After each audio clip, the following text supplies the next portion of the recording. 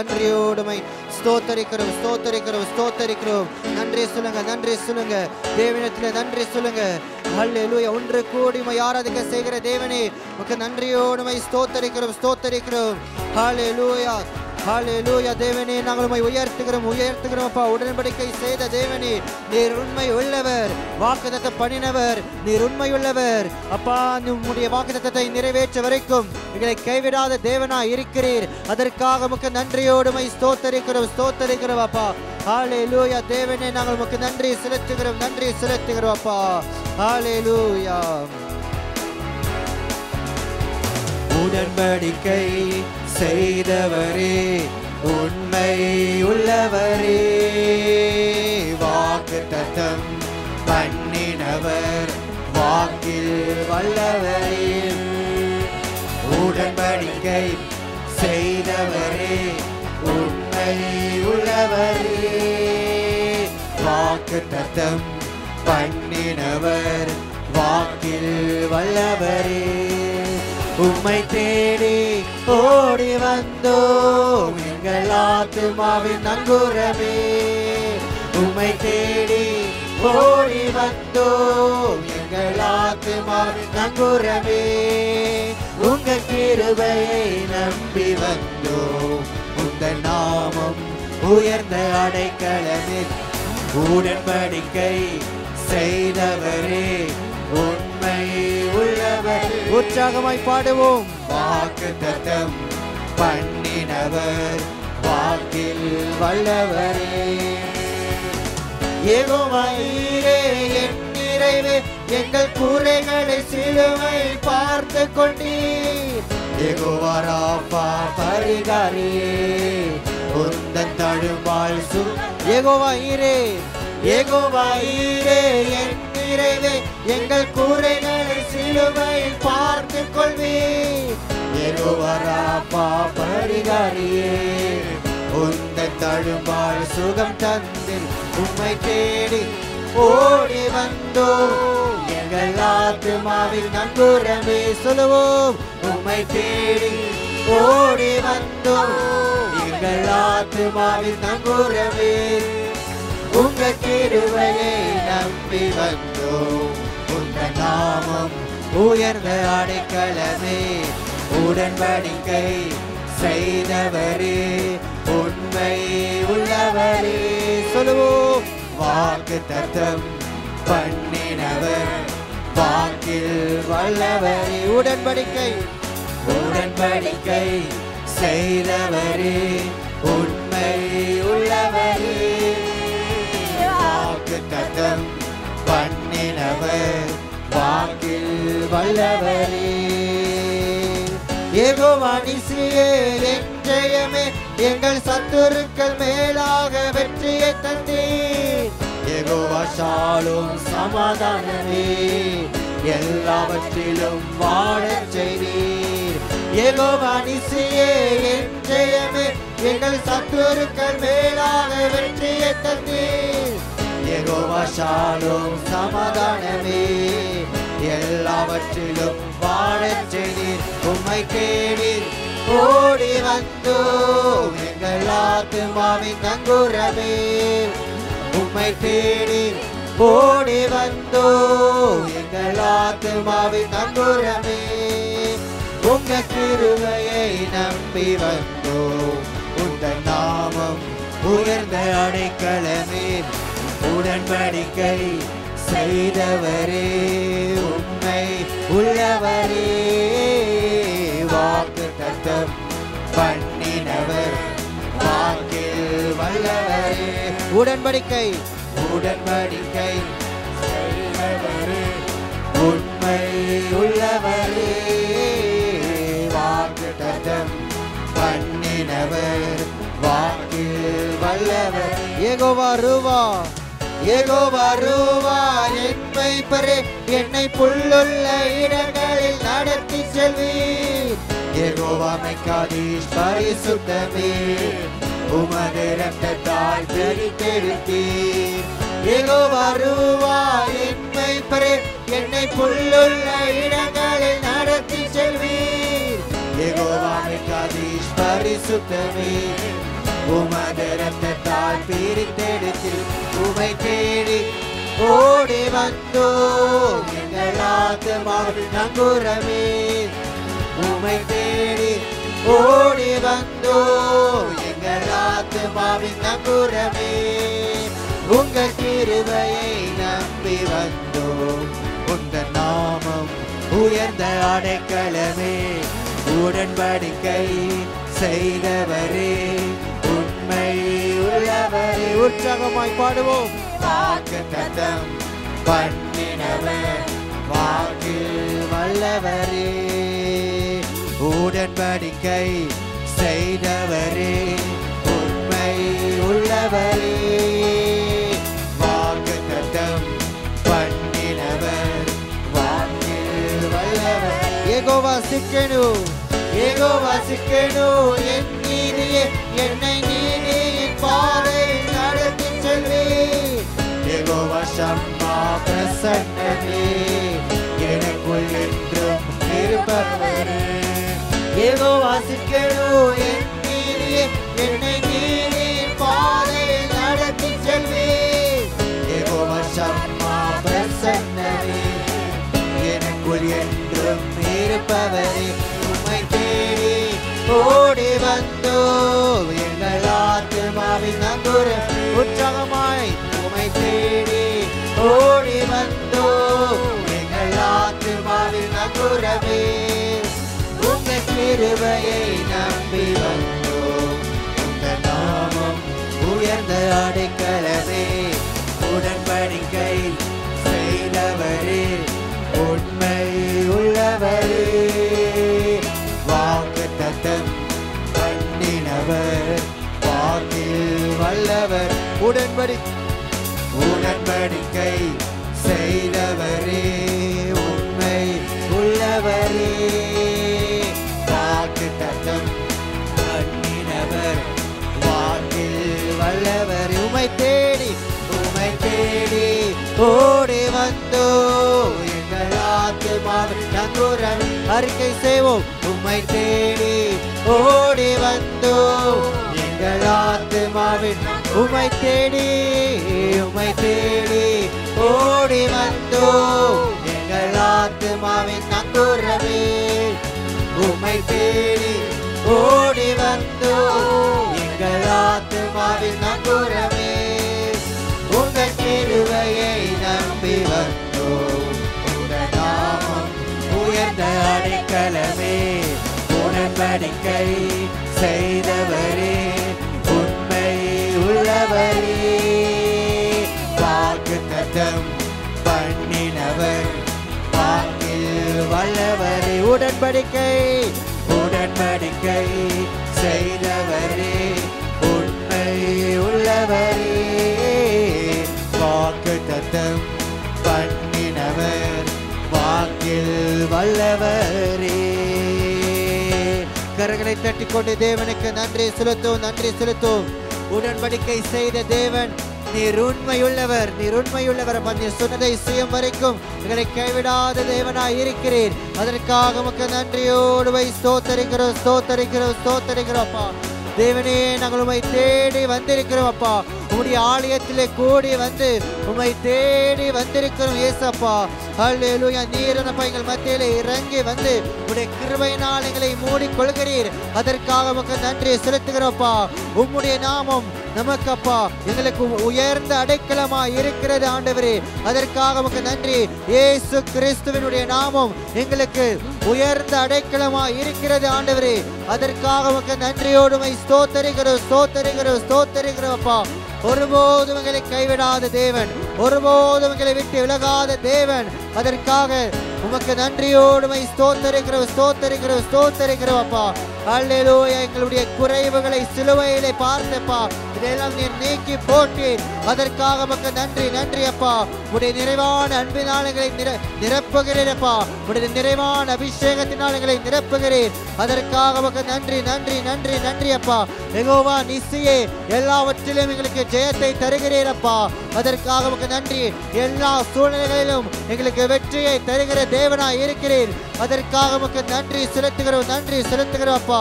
ஹல்லேலூயா. சத்துருக்களின் மேலே எங்களுக்கு வெற்றியை தருகிற இயேசுவே உமக்கு நன்றியோடு ஸ்தோத்தரிக்கிறோம், ஸ்தோத்தரிக்கிறோப்பா. யெகோவா ரூவாய்களுடைய மெய்ப்பரா இருக்கிறீர், எங்களை வழி நடத்துகிறீர், நேரான வழியிலே எங்களை வழி நடத்துகிறீர், புல்லுள்ள இடங்களில் அப்பா எங்களை மேய்த்தப்பா எங்களை வழி நடத்துகிறீர். அதற்காக உமக்கு நன்றியோடு ஸ்தோத்தரிக்கிறோம், ஸ்தோத்தரிக்கிறோம் அப்பா. ஹல்லேலூயா. தேவனே உமக்கு நன்றியோடு ஸ்தோத்தரிக்கிறோம், ஸ்தோத்தரிக்கிறோம், ஸ்தோத்தரிக்கிறோம் ஆண்டவரே. ஹல்லேலூயா, ஹல்லேலூயா.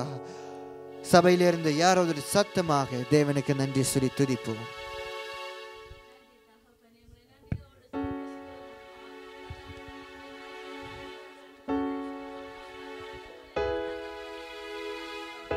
துதிக்கிறோம்.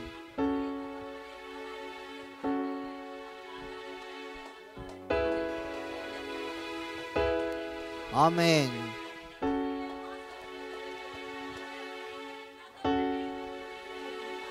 ஆமென். ஆமென்.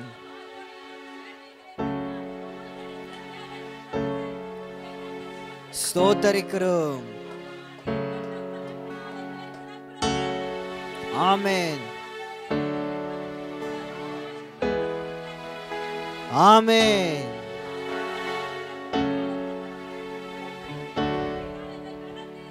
ஆமென்.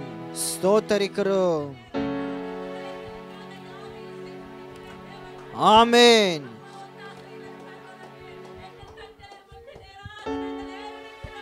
ஆமென். துதிக்கிறோம். ஆமென்.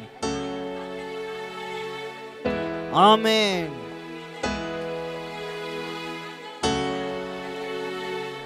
துதிக்கிறோம். ஆமென். ஆமென். ஆமென்.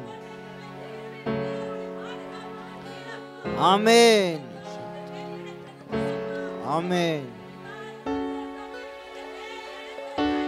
ஆமென்.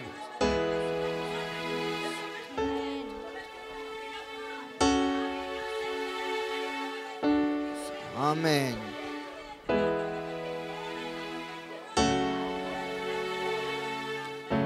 ஆமென்.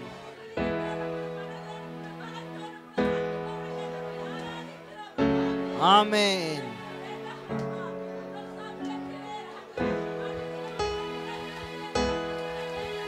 ஆமென். ஆமென்.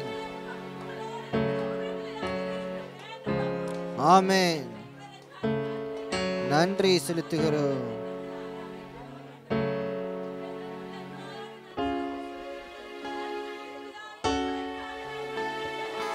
ஆமென்.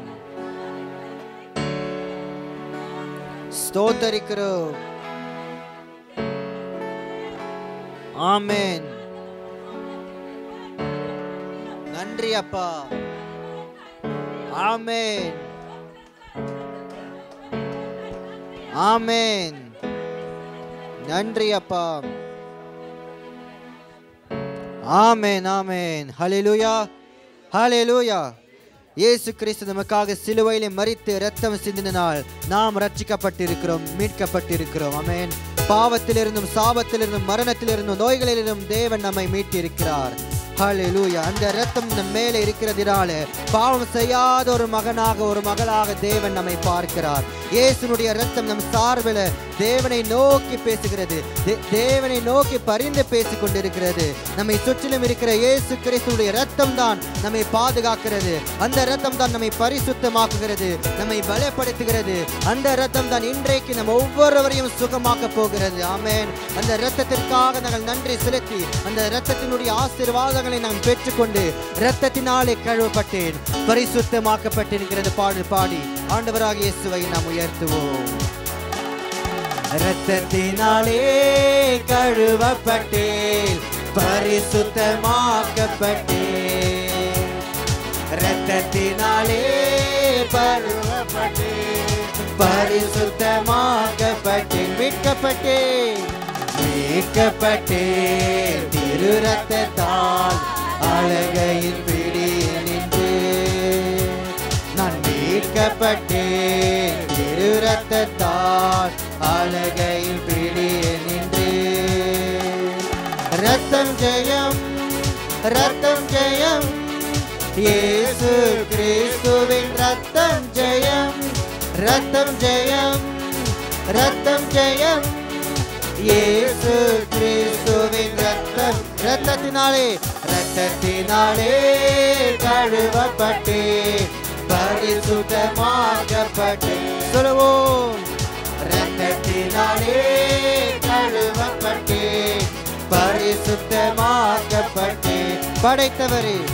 படைத்தவரே என்னை ஏற்றுக்கொண்டார் சிந்தப்பட்ட திரு ரத்தத்தால் படைத்தவரே என்னை ஏற்றுக்கொண்டார் சிந்தப்பட்ட திரு ரத்தத்தால் பாவம் செய்யாத ஒரு மகனை போல பார்க்கின்றார் பரமபிதா பாவம் செய்யாத ஒரு மகனை போல பார்க்கின்றார் பரமபிதா ரத்தம் ஜெயம் ரத்தம் ஜெயம் ரத்தம் ஜெயம் இயேசு கிறிஸ்துவின் ரத்தம் ஜெயம் ரத்தம் ஜெயம் ரத்தம் ஜெயம் இயேசு கிறிஸ்துவின் ரத்தம் ரத்தத்தினாலே ரத்தத்தினாலே கழுவப்பட்டேன் பரிசுத்தமாக்கப்பட்டேன்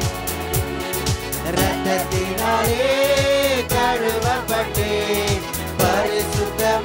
பரிசுத்தமாக்கப்பட்டேன் என் சார்பில் தேவனை நோக்கி தொடர்ந்து கூப்பிடும் ரத்தம் அறிக்கை செய்வோம் என் சார்பில் தேவனை நோக்கி தொடர்ந்து கூப்பிடும் ரத்தம் அருள் நிறைந்த இறை அரியணையை துணிவுடன் அணுகி செல்வோம் அருள் நிறைந்த இறை அரியணையை துணிவுடன் அணுகி செல்வோம் ரத்தம் ஜெயம் ரத்தம் ஜெயம் இயேசு கிறிஸ்துவின் ரத்தம் ஜெயம் ரத்தம் ஜெயம் ரத்தம் ஜெயம் இயேசு கிறிஸ்துவின் ரத்தம் ஜெயம் ரத்தத்தினாலே கழுவப்பட்டேன்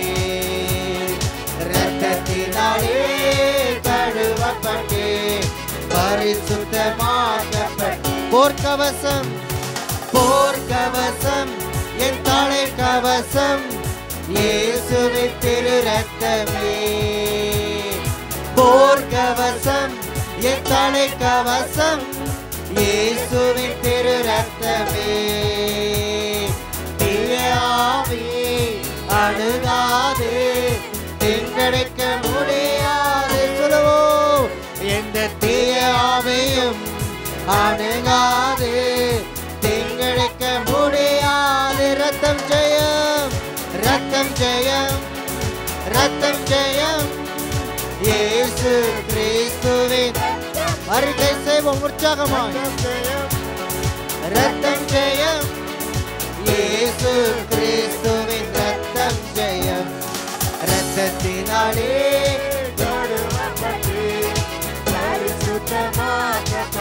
சொல்லுவோம் ரத்தத்தினாலே கழுவப்பட்டேன் பரிசுத்தமாக்கப்பட்டேன் மீட்கப்பட்டேன் மீட்கப்பட்டேன் திரு ரத்தத்தால் அழகையில் பிடியே நின்று நான் மீட்கப்பட்டேன் திரு ரத்தத்தால் அழகையில் பிடியே நின்று ரத்தம் ஜெயம் ரத்தம் ஜெயம் இயேசு கிறிஸ்துவின் ரத்தம் ஜெயம் ரத்தம் ஜெயம் ரத்தம் ஜெயம் இயேசு கிறிஸ்துவின் ரத்தம் ஜெயம் ரத்தம் ஜெயம் ரத்தம் ஜெயம் இயேசு கிறிஸ்துவின் ரத்தம் ஜெயம் ரத்தம் ஜெயம் ரத்தம் ஜெயம் இயேசு கிறிஸ்துவின் ரத்தம் ஜெயம் ஹல்லேலூயா. தேவனே உமக்கு நன்றியோடு ஸ்தோத்திரிக்கிறோம். தேவனுக்கு நன்றி சொல்லுங்க. இயேசு கிறிஸ்துவின் இரத்தத்திற்காக தேவனுக்கு நன்றி சொல்லுங்க. ஹல்லேலூயா. தேவனே உமக்கு நன்றி செலுத்துகிறோம், நன்றி செலுத்துகிறோம். இயேசுவின் இரத்தத்திற்காக உமக்கு நன்றியோடு ஸ்தோத்திரிக்கிறோம். உம்முடைய இரத்தம் எங்களை பரிசுத்தமாக்குகிறது. அதற்காக உமக்கு நன்றி. ஆண்டவராக இயேசு கிறிஸ்துவின் பிரசன்னத்தில் நாங்கள் நுழையும் வழிக்காக உம்முடைய இரத்தம் இயேசு எங்களை பரிசுத்தமாக்குகிறது. அதற்காக உமக்கு நன்றி செலுத்துகிறோம், நன்றி செலுத்துகிறோம் அப்பா. ஹல்லேலூயா. படைத்தவரே அப்பா, நீர் எங்களை படைத்த தேவன் அப்பா, உம்முடைய சன்னிதானத்தில் வருவதற்காக உம்முடைய இரத்தத்தினால் எங்களை கழுவினீரே. அதற்காக உமக்கு நன்றி செலுத்துகிறோம், நன்றி செலுத்துகிறோம் அப்பா. உம்முடைய இரத்தம் தேவனுக்கு முன்பாக, தகப்பனுக்கு முன்பாக எங்களுக்காக பரிந்து பேசி கொண்டிருக்கிறது. அதற்காக இயேசுவே உமக்கு நன்றியோடு ஸ்தோத்திரிக்கிறோம், நன்றியோடு ஸ்தோத்திரிக்கிறோம், ஸ்தோத்திரிக்கிறோம். உம்முடைய இரத்தத்தினால் நாங்கள் சுத்திகரிக்கப்பட்டோம் அப்பா, நாங்கள் தூய்மையாக்கப்பட்டோம் ஆண்டவரே. அதற்காக உமக்கு நன்றி, நன்றி, நன்றி செலுத்துகிறோம் அப்பா. ஹல்லேலூயா. நன்மையான காரியங்கள் உம்முடைய இரத்தம் அப்பா தேவனுக்கு முன்பாக பேசுகிறது. அதற்காக உமக்கு நன்றி செலுத்துகிறோம், நன்றி செலுத்துகிறோம் அப்பா. ஹல்லேலூயா. சாவுக்கு எதுவான சரீரத்தை அப்பா நீர் அப்பா மாற்றி அப்பா நித்திய ஜீவனுக்காக அப்பா நீர் எங்களை மாற்றினீர். அதற்காக உமக்கு நன்றி. நித்திய ஜீவனை அடையும் வழிக்காக அப்பா உம்முடைய இரத்தம் எங்களை மாற்றினது அப்பா. அதற்காக உமக்கு நன்றி செலுத்துகிறோம், நன்றி செலுத்துகிறோம், நன்றி செலுத்துகிறோம் அப்பா. ஜீவனுள்ள தேவனுக்கு நாங்கள் ஊழியம் செய்யும்படிக்காக, ஜீவனுள்ள தேவனுக்கு நாங்கள் சாட்சியான வாழ்க்கை வாழும்படிக்காக உம்முடைய இரத்தம் எங்களை பிரித்தெடுத்தது, உம்முடைய இரத்தம் எங்களை கழுவினது, உம்முடைய இரத்தம் தேவனுடைய பிள்ளைகளாக எங்களை மாற்றினது இயேசுவே. அதற்காக உமக்கு நன்றியோடு ஸ்தோத்திரிக்கிறோம், ஸ்தோத்திரிக்கிறோம், ஸ்தோத்திரிக்கிறோம் அப்பா. ஹல்லேலூயா. தேவனே நாங்கள் உமக்கு நன்றி செலுத்துகிறோம், நன்றி செலுத்துகிறோம்ப்பா. எங்களை சுத்திகரிக்கிற தேவனே உமக்கு நன்றியோடு ஸ்தோத்திரிக்கிறோம், ஸ்தோத்திரிக்கிறோம், ஸ்தோத்திரிக்கிறோம்ப்பா. எங்களை சுத்திகரிக்கிறீர், எங்களை தூய்மையாக்கிறீர். அதற்காக உமக்கு நன்றி அப்பா, நன்றி செலுத்துகிறோம் அப்பா. ஓ நன்றி அப்பா. தூய்மையாக்கும் வாழ்நாளெல்லாம் தினமும் சுத்திகரிக்கும், தூய்மையாக்கும் வாழ்நாளெல்லாம் தினமும் நன்மையான காரியங்கள் நமக்காய் பரிந்து பேசும், நன்மையான காரியங்கள் நமக்காய் பரிந்து பேசும். ரத்தம் ஜெயம், ரத்தம் ஜெயம், இயேசு கிறிஸ்துவின் ரத்தம் ஜெயம், ரத்தம் ஜெயம், ரத்தம் ஜெயம், இயேசு கிறிஸ்துவின் ரத்தம் ஜெயம். ரத்தத்தினாலே கழுவப்பட்டு பரிசுத்தமாக்கப்பட்டு அறிக்கை செய்வோம். ரத்தத்தினாலே கழுவப்பட்டு பரிசுத்தமாக்கப்பட்டு மீட்கப்பட்டேன், மீட்கப்பட்டேன் திரு ரத்தத்தால் அழகையின் பிடியினின்று நான் மீட்கப்பட்டேன் திரு ரத்தத்தால் அழகையின் பிடியினின்று. ரத்தம் ஜெயம், ரத்தம் ஜெயம், ரத்தம் ஜெயம், இயேசு கிறிஸ்துவின் ரத்தம் ஜெயம். சொல்லுவோம். ரத்தம் ஜெயம், ரத்தம் ஜெயம், இயேசு கிறிஸ்து ரத்தம் ஜெயம். சொல்லுவோம். ரத்தம் ஜெயம், ரத்தம் ஜெயம், இயேசு கிறிஸ்துவின் ரத்தம் ஜெயம், ரத்தம் ஜெயம், ரத்தம் ஜெயம், இயேசு கிறிஸ்துவின் ரத்தம் ஜெயம். ரத்தத்தினாலே கழுவப்பட்டு பரிசுத்தமாக்கப்பட்டு, ரத்தத்தினாலே கழுவப்பட்டு பரிசுத்தமாக்கப்பட்டு மீட்கப்பட்டு, மீட்கப்பட்டு திரு ரத்தத்தால் அழகையின் பிடியினின்று நான் மீட்கப்பட்டு திரு ரத்தத்தால் அழகையின் பிடியினின்று. ரத்தம் ஜெயம், ரத்தம் ஜெயம், ரத்தம் ஜெயம், இயேசு கிறிஸ்துவின் ரத்தம் ஜெயம், ரத்தம் ஜெயம், ரத்தம் ஜெயம், இயேசு கிறிஸ்துவின் ரத்தம் ஜெயம். இரத்தத்தினாலே இரத்தத்தினாலே கழுவப்பட்டே பரிசுத்தமாக்கப்பட்டே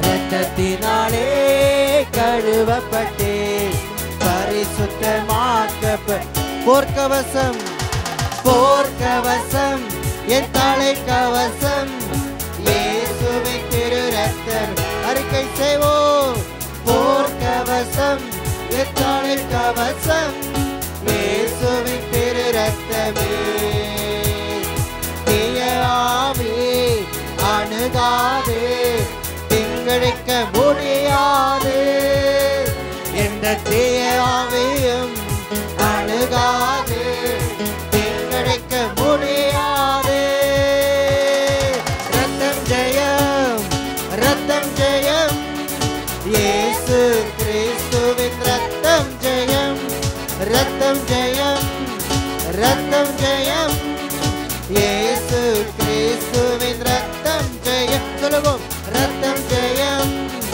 ரத்தம் ஜெயம் இயேசு கிறிஸ்துவின் ரத்தம் ஜெயம் ரத்தம் ஜெயம் ரத்தம் ஜெயம் இயேசு கிறிஸ்துவின் ரத்தம் ஜெயம் ஹல்லேலூயா தேவனே உமக்கு நன்றியோடு ஸ்தோத்தரிக்கிறோம் அப்பா தேவனே உம்முடைய இரத்தங்களை சுத்திகரிக்கிறது அதற்காக உமக்கு நன்றியோடு ஸ்தோத்தரிக்கிறோம் அப்பா உடைய இரத்தம் அப்பா எங்களை பரிசுத்தமாக்குகிறது அதற்காக உமக்கு நன்றி செலுத்துகிறோம் அப்பா திருவிருந்தில் நாங்கள் பங்கு பெறும்படிக்காகவும் அப்பா உடைய இரத்தம் எங்களை கழுவுகிறது அதற்காக உமக்கு நன்றி செலுத்துகிறோம் அப்பா உம்மை ஸ்தோத்தரிக்கிறோம் அப்பா ஹல்லேலூயா தேவனே நாங்கள் உம்மை உயர்த்துகிறோம் ஆண்டவரே ஹல்லேலூயா ஹல்லேலூயா இயேசு கிறிஸ்துவினுடைய இரத்தத்தை நினைத்து யாராவது ஒரு சத்தமாக தேவனுக்கு நன்றி சொல்லி துதிப்போம் துதிக்கிறோம் ஆமென்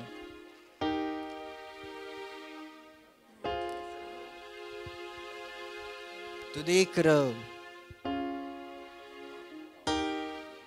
ஆமென் ஆமென்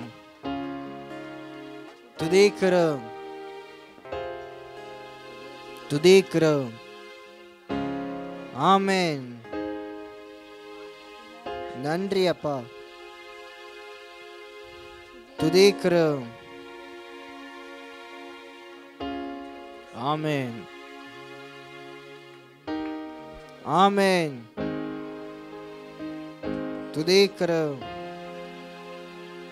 துதிக்கிறோம் ஆமென் ஆமென்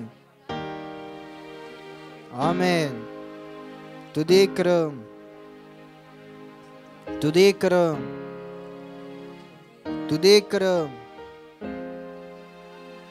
நன்றி அப்பா ஆமென் நன்றி அப்பா ஆமென் ஆமென் ஆமென் யாத்ராகமம் 33ஆம் அதிகாரம் 9வது வசனமும் 11வது வசனமும் சொல்லுகிறது மோசே கூடாரத்துக்குள் பிரவேசிக்கையில் மேகஸ்தம்பம் இறங்கி கூடார வாசலில் நின்றது கர்த்தர் மோசையோடு பேசினார் ஒருவன் தன் சிநேகிதனோடு பேசுவது போல கர்த்தர் மோசையோடு முகமுகமாய் பேசினார் ஆமென் அன்றைக்கு மோசே கூடாரத்துக்குள் பிரவேசிக்கும் பொழுது அந்த மகிமையான பிரசனம் அந்த மகிமையான அக்கினி எப்படி இறங்கி வந்ததோ அப்படியே இன்றைக்கு நம் சபையிலே கூடி வந்திருக்கும் பொழுது அந்த பிரசனம் மத்தியிலே இறங்கி வந்திருக்கிறது பரிசுத்த ஆவியானவர் வரும் பொழுது நம்முடைய குறைவுகள் எல்லாம் நீக்கி தேவனோடு கூட இருக்கிற அந்த உடன்படிக்கை அந்த உறவை அவர் பலப்படுத்துவார் பரிசுத்த ஆவியானவர் வரும் பொழுது நமக்குள் வரும் பொழுது அவர் அபிஷேகத்தை ஊற்றி நம்மை அனலாக்க போகிறார் ஆமென் அவர் வரும் பொழுது சபையில ஒரு பெரிய எழுப்புதலையை கட்டளையிடுவார் அந்த பரிசுத்த ஆவியானவரை அந்த அபிஷேகத்தை நாம் வரவேற்றி மகிமையின் மேகமாக இறங்கி வந்தீரே ஆசரிப்பு கூடாரத்தில் இறங்கி வந்தீர் என்கிறது பாடல் பாடி பரிசுத்த ஆவியானவரை வரவேற்போம் மகிமையின் மேகமாக இறங்கி வந்தீரே ஆசரிப்பு கூடாரத்தில் இறங்கி வந்தீரே மகிமையின் மேகமாக இறங்கி வந்தீரே ஆசரிப்பு கூடாரத்தில் இறங்கி இறங்கி வந்தீர். வாருமையா நல்லவரே, துணையாளரே, எங்கள் ஆறுதலே. வாருமையா நல்லவரே, துணையாளரே, எங்கள் ஆறுதலே. மகிமையின் மேகமாக இறங்கி வந்தீரே, ஆசரிப்பு கூடாரத்தில் இறங்கி வந்தீரே.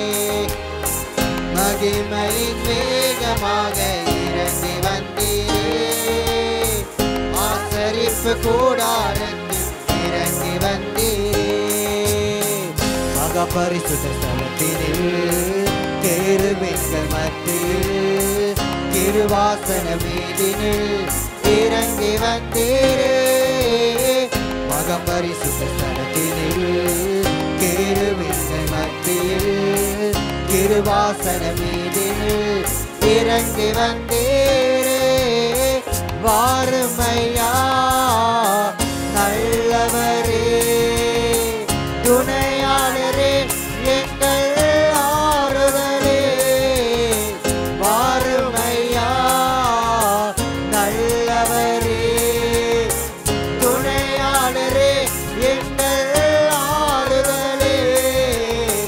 மகிமையின் மேகமாக இறங்கி வந்தீரே, ஆசரிப்பு கூடாரத்தில் இறங்கி வந்தீர். மகிமையின் மேகமாக இறங்கி வந்தீரே, ஆசரிப்பு கூடாரத்தில் இறங்கி வந்தீர்.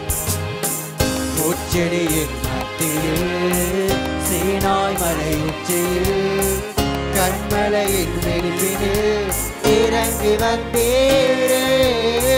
முச்செடியின் மத்தியில் சீனாய் மலை உச்சியில் கண்மலையின் வெடிப்பினில் இறங்கி வந்தீரே. வாருமையா நல்லவரே, துணையாளரே, எங்கள் ஆறுதலே. வாருமையா நல்லவரே, துணையாளரே, எங்கள் ஆறுதலே. மகிமையின் மேகமாக இறங்கி வந்தீரே, ஆசரிப்பு கூடாரத்தில் இறங்கி வந்தீர்.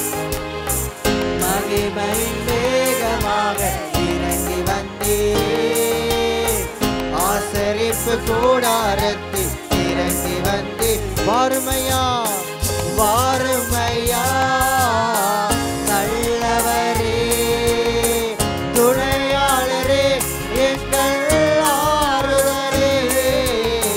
வாருமையா நல்லவரே, துணையாளரே, எங்கள் ஆறுதலே. மகிமையின் மேகமாக இறங்கி வந்தீரே, ஆசரிப்பு கூடாரத்தில் இறங்கி வந்தீரே. மகிமையின் மேகமாக இறங்கி வந்தீரே, ஆசரிப்பு கூடாரத்தில் இறங்கி வந்தீரே. சீடர்கள் மத்தியில் மேல் வீட்டு அறையினில் பெந்தெகோஸ்து நாளினில் இறங்கி வந்தீரே. சீடர்களின் மத்தியில் மேல் வீட்டு அறையினில் பெந்தெகோஸ்து நாளினில் இறங்கி வந்தீரே. வாருமையா நல்லவரே, துணையாளரே, எங்கள் ஆறுதலே. வாருமையா நல்லவரே, துணையாளரே, எங்கள் ஆறுதலே.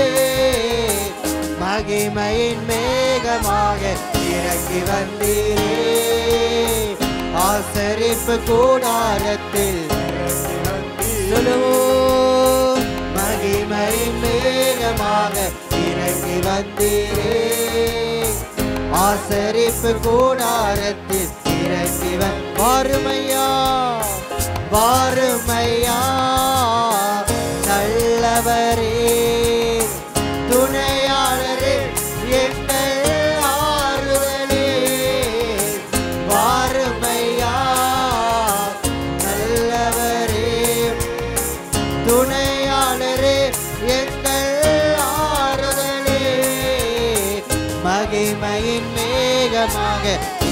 இறங்கி வந்தீரே ஆசரிப்பு கூடாரத்தில் இறங்கி வந்தீரே மகிமையின் மேகமாக இறங்கி வந்தீரே ஆசரிப்பு கூடாரத்தில் சீடர்களின் மத்தியில் மேலிட்டு அறையினில் பெந்தெகோஸ்து நாளினில் இறங்கி வந்தீரே சீடர்களின் மத்தியில் மேல் வீட்டு அறையினில் பெந்தெகோஸ்து நாளினில் இறங்கி வந்தீரே வாருமையா நல்லவரே துணையாளரே எங்கள் ஆறுதலே வாருமையா நல்லவரே துணையாளரே எங்கள் ஆறுதலே மகிமையின் மேகமாக இறங்கி வந்தீரே ஆசரிப்பு கூடாரத்தில் இறங்கி வந்தீரே மகிமையின் மேகமாக இறங்கி வந்தீரே ஆசரிப்பு கூடாரத்தில் இறங்கி வாருமையா வாருமையா நல்லவரே துணையாளரே எங்கள் கேட்போமா தேவனிடத்தில் கேட்போம் வாருமையா நல்லவரே துணையாளரே எங்கள் வாருமையா வாருமையா நல்லவரே துணையாளரே எங்கள் ஆறுதலே வாருமையா நல்லவரே துணையாளரே எங்கள் ஆறுதலே ஹல்லேலூயா தேவனே பரிசுத்த ஆவியானவரே எங்கள் மத்தியிலே நீர் இறங்கி வருகிறீர் வல்லமையாய் நீர் இறங்கி வருகிறீர் அப்பா ஆசரிப்பு கூடாரத்தில் மகிமையான மேகம் எப்படி இறங்கி வந்ததோ அப்படியே பரிசுத்த ஆவியானவரே இப்பொழுது எங்கள் மத்தியிலே இறங்கி வருகிறீர் அதற்காக நன்றி செலுத்துகிறோம் அப்பா ஓ சீடர்களின் மத்தியிலே மேல் வீட்டு அறையிலே நீர் இறங்கி வந்தது போல அக்கினிமயமான நாவுகள் போல நீர் இறங்கி வந்தது போல ஆண்டவரே இப்பொழுது இந்த நிமிஷத்திலே எங்கள் மத்தியிலே இறங்கி வந்து எங்களுக்குள் இருக்கிற அந்த அபிஷேகத்தை நீர் அனல் மூட்டுகிறீர் அதற்காக நன்றி செலுத்துகிறோம் ஹல்லேலூயா ஹல்லேலூயா தேவனுக்கு நன்றி செலுத்துவோம் கரங்களை தட்டி பரிசுத்த ஆவியானவரை வரவேற்போம் ஹல்லேலூயா தேவனே உமக்கு நன்றி செலுத்துகிறோம் அப்பா உம்மோடு கூட இருக்கிற உறவை அப்பா மறுபடியும் கட்டுவதற்காக மறுபடியும் பலப்படுத்துவதற்காக பரிசுத்த ஆவியானவரே எங்கள் நீர் இறங்கி வந்திருக்கிறீர் அதற்காக உமக்கு நன்றி எங்களுடைய ஜெபங்களை கேட்பதற்கும் அப்பா அந்த ஜெபத்திற்கு பதிலை இப்பொழுதே கொடுப்பதற்கும் ஆண்டவரே எங்கள் மத்தியிலே நீர் இறங்கி வந்திருக்கிறீர் அப்பா அற்புதங்களை செய்வதற்காக அதிசயங்களை செய்வதற்காக நன்மையான காரியங்கள் எங்களுடைய வாழ்க்கையிலே செய்வதற்காக எங்கள் மத்தியிலே பரிசுத்த ஆவியானவரே இறங்கி வந்திருக்கிறீர் அதற்காக உமக்கு நன்றியோடு ஸ்தோத்திரிக்கிறோம் அப்பா உமக்கே எல்லா புகழும் கனமும் ஆண்டவரே உமக்கு நன்றியே செலுத்துகிறோம் ஆண்டவரே ஹல்லேலூயா தேவனே உமக்கு நன்றி செலுத்துகிறோம் இந்த எல்லா துதியும் கனமும் மகிமையும் இயேசு கிறிஸ்துவின் நாமத்தினாலே ஏறெடுக்கிறோம் நல்ல பரலோக பிதாவே ஆமென் ஆமென் ஆமென் பலமாய் கரங்களை தட்டி தேவனுக்கு நன்றி செலுத்துவோம் மகிமை உண்டாவதாக இதோ இந்த காணிக்கை வேலையை ஒப்பு கொடுத்து ஜெபிப்போம் பிதாவே உம்மை நன்றியோடு துதிக்கிறோம் ராஜா ஆண்டவரே இதோ இந்த ஆராதனையை ஆண்டவரை தொடக்கம் முதல் முடிவு வரை நீர் ஆசீர்வாதமாய் நடத்துவதற்காக நன்றி தகப்பனே இயேசு ராஜா இதோ இந்த காணிக்கை வேலையும் ஆசீர்வதித்து உம்முடைய பிள்ளைகளாக நாங்கள் கர்த்தாவே முழு இருதயத்தோடும் உற்சாகத்தோடும் கொடுக்கிற இந்த காணிக்கைகளை நீர் ஏற்றுக்கொள்வதற்காக நன்றி ராஜா இதோ இந்த காணிக்கையெல்லாம் உம்முடைய பாதத்தில் விதைக்கிறோம் தாழ்மையோடு விதைக்கிறோம் ராஜா இயேசுவின் நாமத்தில் பிதாவே ஆமென் மகிமையின் மேகமாக இறங்கி வந்தீரே ஆசரிப்பு கூடாரத்தில் இறங்கி வந்தீரே மகிமையின் மேகமாக இறங்கி வந்தீரே ஆசரிப்பு கூடாரத்தில் இறங்கி வந்தீரே. வாருமையா நல்லவரே, துணையாளரே, எங்கள் ஆறுதலே. வாருமையா நல்லவரே, துணையாளரே, எங்கள் ஆறுதலே. மகிமை மேகமாக இறங்கி வந்தீரே. ஆசரிப்பு கூடாரத்தில் இறங்கி வந்தீரே. மகிமை மேகமாக இறங்கி வந்தீரே. ஆசரிப்பு கூடாரத்தில் இறங்கி வந்தீரே. பிதாவே உமக்கு நன்றி செலுத்துகிறோம். இதோ கொடுத்த ஒவ்வொரு கரங்களையும் நீர் ஆசீர்வதிப்பீராக ராஜா. அவர்கள் தேவைகளை எல்லாம் சந்திக்கப்பட வேண்டும் தகப்பனை. குறைவுகள் எல்லாம் இயேசு கிறிஸ்துவின் மகிமையினால் நிறைவாகுவதாக ராஜா. யெகோவா ஈரேவா இருந்து தகப்பனே இதோ ஆவிக்குரிய வாழ்க்கையிலும் பழுத்து பெருக வேண்டும் தகப்பனே. உலகத்துக்குண்டான ஆசீர்வாதங்களையும் நீர் தருவதற்காக நன்றி செலுத்துகிறோம் ராஜா. இயேசுவின் நாமத்தில் பிதாவே ஆமென். நன்றி அப்பா, நன்றி அப்பா. இந்த வேளையில் தகப்பனே அப்பா, நீதாமே இந்த இடத்தில் இந்த ஓய்வு நாளில் ஆண்டு தகப்பனே எங்களை ஒன்று கூட்டி சிவரிப்பிக்காக நன்றி செலுத்துகிறோம் ஆண்டவரே தகப்பனே அப்பா. இம்மட்டும் எங்களை வழிநடத்தி வந்த கிருபைக்காக நன்றி அப்பா. ஆண்டவரே இந்த நகரம் முழுவதும் ஆண்டவரை ஒப்புக் கொடுத்து ஜெபிக்கிறோம் ஆண்டவரே தகப்பனே அப்பா. இந்த நகரத்தை முழுவதும் ஆண்டவரே உங்களுடைய பாதத்தில் ஒப்புக் கொடுக்கிறோம் ஆண்டவரே. நீரே கூட இருந்து பாதுகாத்து வர கிருபைக்காக நன்றி செலுத்துகிறோம், நன்றி செலுத்துகிறோம் ஆண்டவரே தகப்பனே. அற்புதங்களை செய்கிறீரே அதற்காக நன்றி அப்பா, நன்றி அப்பா தகப்பனே அப்பா. அபிஷேகத்தால் நிரப்பிக் கொண்டிருக்கிறீரே நன்றி அப்பா தகப்பனே அப்பா. வர முடியாதவர்களுக்காக மன்றாட்டமாய் கேட்கிறோம் ஆண்டே தகப்பனே. அவர்களை மறுபடியும் ஆண்டே இந்த இடத்தில் கூட்டி வருவீராக தகப்பனே அப்பா. நோயிலிருந்து விடுதலை கொடுத்து ஆண்டே தகப்பனே இந்த இடத்தில் ஆண்டவரே நீர் கொண்டு வர கிருபைக்காக நன்றி செலுத்துகிறோம், நன்றி செலுத்துகிறோம் ஐயா தகப்பனே. அற்புதங்களை செய்கிறீரே அதற்காக நன்றி அப்பா, நன்றி அப்பா தகப்பனே அப்பா. நீரே வல்லவர் நல்லவர் ஐயா தகப்பனே அப்பா. இந்த வேளையிலும் ஆண்டவரே நீரே கூட இருந்து எங்களோட கூட இருந்து எங்களை பாதுகாத்து வழிநடத்தி வர கிருபைக்காக நன்றி சொல்லி ஜெபிக்கிறோம் ஜீவனுள்ள நல்ல பிதாவே. ஆமேன், ஆமேன். இந்த வேளையிலே சகோதரியோடு கூடி ஜெபிப்போம் எல்லோரும் கூடி. இந்த வேளையில் தகப்பனை கத்தர் கொடுத்திருக்கும் வாக்கு தத்தத்தை சொல்லி இந்த வேளையில் சகோதரியோட கூடி ஜெபிப்போம். கத்தர் உன்னை விருத்தி அடைய பண்ணுவார் என்ற வசனத்தின்படி இந்த வேளையை தகப்பனே அப்பா அதோடு கூடி ஆண்டு தகப்பனே அந்த சகோதரியோடு கூடி எல்லோரும் கூடி ஜெபிப்போம். நன்றியோடு ஸ்தோத்தரிக்கிறோம் தகப்பனே. இதோ எங்கள் கிறிஸ்துவின் ராஜ்ய சுவிசேஷ சபை உம்முடைய கரத்தில் ஒப்பு கொடுத்து இயேசு கிறிஸ்துவின் நாமத்தினால் ஆசீர்வதிக்கிறோம் ராஜா. இதோ எங்கள் சபைக்கென்று கொடுத்த ஆண்டவரே இதோ நீ வாக்குதத்தம் அதை நிறைவேற்றுகிற தேவன் அப்பா, உண்மை உள்ளவர் ராஜா. இதோ விருத்தி அடைய பண்ணுகிற தேவன் என்று சொல்லி வாக்குதத்தத்தை கொடுத்தவரே, வாக்கு மாறாதவரே, உண்மை உள்ள தேவன் ராஜா நீர். ஆம் தகப்பனே ஆண்டவரே. இதோ இங்கே சபையில் இருக்கிற ஒவ்வொரு குடும்பங்களையும் கர்த்தாவே நீர் விருத்தி அடைய பண்ணுவதற்காக நன்றி ராஜா. ஆண்டவரே இதோ தாவீதை பலுகி பெருக செய்தது போல கர்த்தாவே ஆண்டவரே இதோ எங்கள் சபையும் நீர் பலுகி பெருக செய்வதற்காக நன்றி ராஜா. ஆண்டவரே நிறைய ஆத்துமாக்களை கொடுத்து பலுகி பெருக செய்வதற்காக நன்றி ராஜா. எங்கள் அன்பு தகப்பனே இதோ ஈசாக்கை கர்த்தாவே ஐஸ்வர்யத்தை கட்டளையிட்டது போல கர்த்தாவே குடும்பங்களில் தகப்பனே பொருளாதாரங்கள் ஆசீர்வதிக்கப்பட்டு ஐஸ்வர்யத்தை கட்டளையிடுவீராக ராஜா.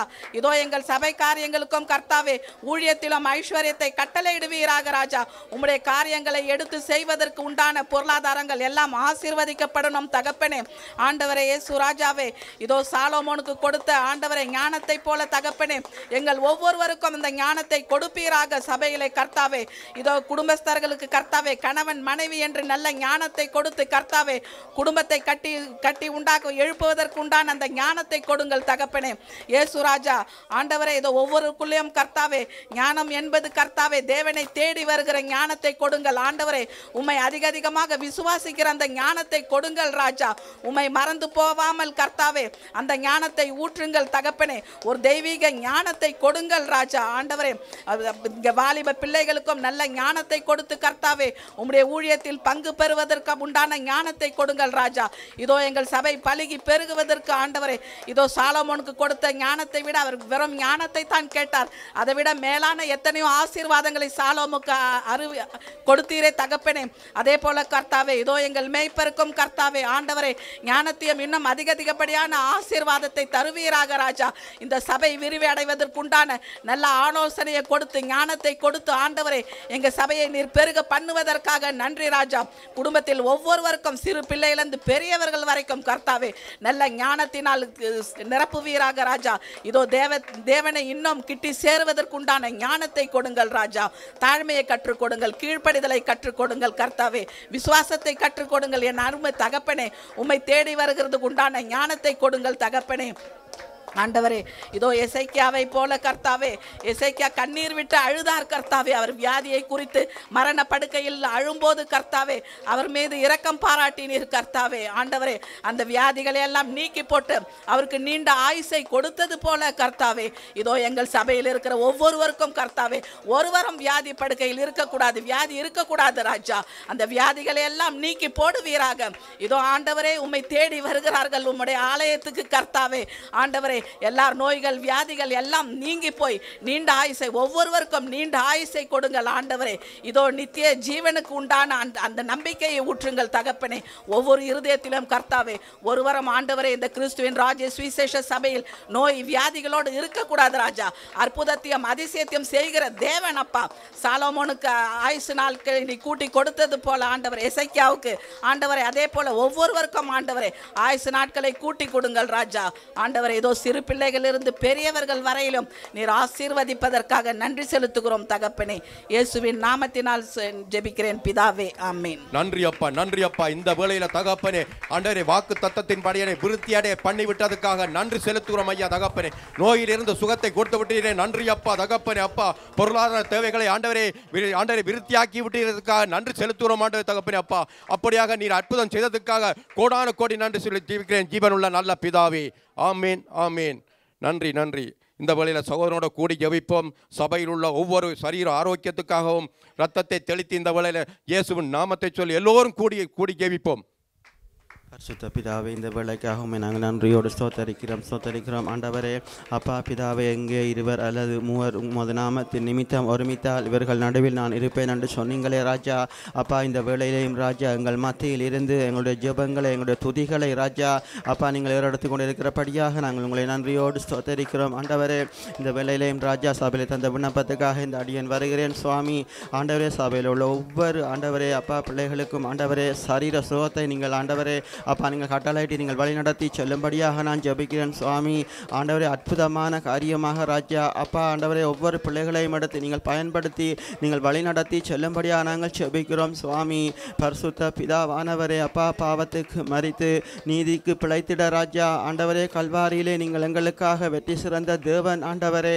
உங்களுடைய சிலுவையினாலே உங்களுடைய சிலுவை அன்பையினாலே ராஜா நாங்கள் அப்பா இன்னுமாக பலப்பட ராஜா ஆண்டவரே அற்புதமாக ஆண்டவரே எங்களை நீங்கள் வழி நடத்தத்தக்கதாக பரிசுத்த ஆவியானவர் தாமே எங்களோடு கூட இருந்து நீங்கள் எங்களை வழிநடத்தி செல்லும்படியாக நான் ஜெபிக்கிறேன் சுவாமி. அப்பா, உங்களுடைய கல்வாரி ஆண்டவரே சிலுவை இரத்தத்தை ஆண்டவரே அப்பா ஒவ்வொரு பிள்ளைகளுக்கும் இந்த சபையிலே ராஜா ஆண்டவர் ஒவ்வொரு குடும்பங்களுக்கும் ஒவ்வொரு வாலிப பிள்ளைகளுக்கும் ராஜா அள்ளி தள்ளிக்கிறேன் ஆண்டவரே. அப்பா ஆண்டவரே கல்வாரி சிலுவைக்கு மீது அப்பா நான் ஆண்டவரே ஒவ்வொருவரை நான் மறைக்கிறேன் சுவாமி. அப்பா, நீங்கள் நல்ல அற்புதமாக நீங்கள் ஆண்டவரே ஒவ்வொரு குடும்பங்களையும் ஒவ்வொரு வாலிப பிள்ளைகளையும் ராஜா நீங்கள் வழிநடத்தி செல்லும்படியாக நான் ஜெபிக்கிறேன் சுவாமி. ஆண்டவரே அப்பா இன்னுமாக சுவாமி உங்களுடைய அற்புதத்தின் தேவன் ஆண்டவரே. நீங்கள் அப்பா நீங்கள் மோசையோடு கூட ஆண்டவரே இருந்து மோசைக்கு நீங்கள் அற்புதங்கள் செய்த தேவன் ஆண்டவரே. அப்பா, எங்களுடைய சபையிலையும் ஆண்டவரே அப்பா ஒவ்வொருத்தருக்கும் ஆண்டவரே நீங்கள் அற்புதத்தை செய்து நீங்கள் வழி நடத்தி நீங்கள் செல்லும்படியாக நான் ஜெபிக்கிறேன் சுவாமி. அப்பா, சாராளுக்கும் ஆபிரகாமுக்கும் அற்புதங்கள் செய்தீங்களே, அதிசயங்கள் செய்தீங்களே ராஜா. இதே போல் ஆண்டவரே எங்கள் சபையிலையும் ராஜா அப்பா பாசர் உட்பட ஆண்டவரே பாசரம்மா உட்பட அவருடைய பிள்ளைகள் உட்பட ராஜா வருகிற ஒவ்வொரு குடும்பங்கள் மத்தியிலும் ராஜா வந்து வராமல் போனவர்களுக்காகவும் ராஜா நீங்கள் கூட இருந்து ஆண்டவரே எங்கள் ஒவ்வொருவருக்கு நீங்கள் அற்புதமான காரியங்கள் நீங்கள் செய்யும்படியாக நாங்கள் ஜெபிக்கிறோம் சுவாமி. சரீரத்தில் நல்ல பலத்தை உண்டாகுங்க ராஜா அப்பா. பூரண பலத்தை நீங்கள் உண்டாக்கி நீங்கள் வழிநடத்தி செல்லும்படியாக நான் ஜெபிக்கிறேன் ஆண்டவரே. பரிசுத்த பிதாவானவரே, எல்லாவற்றையும் உங்களுடைய திருக்கரத்தில் தந்து இயேசுவின் நாமத்தினாலே ஜெபம் பண்ணி நிற்கிறேன் எங்கள் ஜீவனுள்ள நல்ல பிதாவே, ஆமென். நன்றி நன்றி அப்பா தகப்பனே. எங்கள் பாவங்களை சிலுவையில மேல் சுமந்து தீர்த்து விட்டதற்காக நன்றி செலுத்துகிறோம் ஆண்டவரே தகப்பனே. அப்பா, வியாதி கட்டுகளை ஆண்டவரே அறுத்து போட்டு அதுக்காக நன்றி அப்பா தகப்பனே. அப்பா, இந்த வேளையில் அப்பா எல்லா சுகத்தையும் கொடுத்ததுக்காக கோடான கோடி நன்றி சொல்லி தீர்க்கிறேன் ஜீவனுள்ள நல்ல பிதாவே, ஆமீன் ஆமீன். இந்த வேளையில் சகோதரியோடு கூடி எல்லோரும் கூடி ஜெபிப்போம். சபை கூடி வருதலிலே தேவன் நமக்கு கொடுத்திருக்கும் ஆசீர்வாதங்களை கேட்டு ஜெபிப்போம். சங்கீதம் 65:4 உம்முடைய பிரமாணங்களில் வாசலாய் இருக்கிறபடி நீர் தெரிந்து கொண்ட சேர்த்து கொண்டுகின்ற பாக்கியவான் என்று சொன்னீர். அதே மாதிரி ஆண்டு தகப்பனே அப்பா, நீர் அதே மாதிரி ஆண்டு சகோதரியோட கூடி ஆண்டு இந்த வேளையை தகப்பனே அப்பா, ஆவிக்குரிய தேவன் அன்பு, விசுவாசம், இளைப்பாறுதல், சந்தோஷமை கூடி எல்லோரும் கூடி ஜெபிப்போம். பிதாவே, கிறிஸ்துவின் ராஜா சபை இயேசு கிறிஸ்துவின் நாமத்தினால் ஆசீர்வதிக்கிறேன் அப்பா. உம்முடைய ஆலயத்தில் இன்னைக்கு வருகிற ஒவ்வொருவர்கள் இயேசு கிறிஸ்துவின் நாமத்தினால் ஆசீர்வதிக்கிறேன். இயேசு கிறிஸ்துவ ரத்தத்தை எங்கள் மேலே தெளிக்கிறோம் அப்பா. பிதாவே அப்பா, நம்முடைய ஆவியை ஆசீர்வதிக்கிறோம் அப்பா. பிதாவே அப்பா, எங்களுக்கு அப்பா சந்தோஷத்தையும் அப்பா சமாதானத்தையும் தரும்படிற்காக ஜெபிக்கிறேன். பிதாவே அப்பா, உம்முடைய வார்த்தையினால் அப்பா எங்களுடைய விசுவாசத்தை வளர செய்யும்படிற்காக ஜெபிக்கிறேன். பிதாவே அப்பா, உம்முடைய பிரசன்னத்தினால் அப்பா, உம்முடைய அன்பினாலும் அப்பா எங்களை நிரப்பும்படிற்காக ஜெபிக்கிறேன். பிதாவே அப்பா, எங்களுடைய ஆத்மாவிற்கு தேவையான பலனை தரும்படிற்காக ஜெபிக்கிறேன். பிதாவே அப்பா, எங்களுடைய ஆத்மாவிற்கு தேவையான உணவை நீர் தரும்படிற்காக ஜெபிக்கிறேன். பிதாவே அப்பா, எங்களுடைய இருதயத்தில் இருக்கிற எல்லா பாரத்தை அப்பா ஜெபத்தினால் இருக்க வைக்க கிருபை செய்யும்படிற்காக ஜெபிக்கிறேன். பிதாவே அப்பா, நீர் தான் அப்பா எங்களுடைய ஆத்மா அப்பா நீர் நடத்தும்படிற்காக ஜெபிக்கிறேன். பிதாவே அப்பா, நாங்கள் உம்முடைய ஆலயத்தில் வரும்பொழுது அப்பா நீங்கள் எங்களுடைய சரீரத்தை ஆசீர்வதிக்கும்படிற்காக ஜெபிக்கிறேன். பிதாவே அப்பா, நீர் அப்பா எங்களை சுகப்படுத்தும்படிற்காக ஜெபிக்கிறேன். உம்முடைய தெய்வீக சுகத்தினால் அப்பா எங்களை நிரப்பும்படிற்காக ஜெபிக்கிறேன். நீர் எங்களுடைய வாழ்க்கையிலே பெரிய அற்புதங்களை செய்யும்படிற்காக ஜெபிக்கிறேன். நாங்கள் ஒரு பரிசுத்த வாழ்க்கை வாழும்படிற்காக அப்பா நீர் எங்களை உதவி செய்யும்படிற்காக ஜெபிக்கிறேன். பிதாவே அப்பா, நீர் எங்களுடைய குடும்பங்கள் இயேசு கிறிஸ்துவின் நாமத்தினால் ஆசீர்வதிக்கிறேன். உம்முடைய அபிஷேகத்தினால் அப்பா எங்களை நிரப்பும்படிற்காக ஜெபிக்கிறேன்.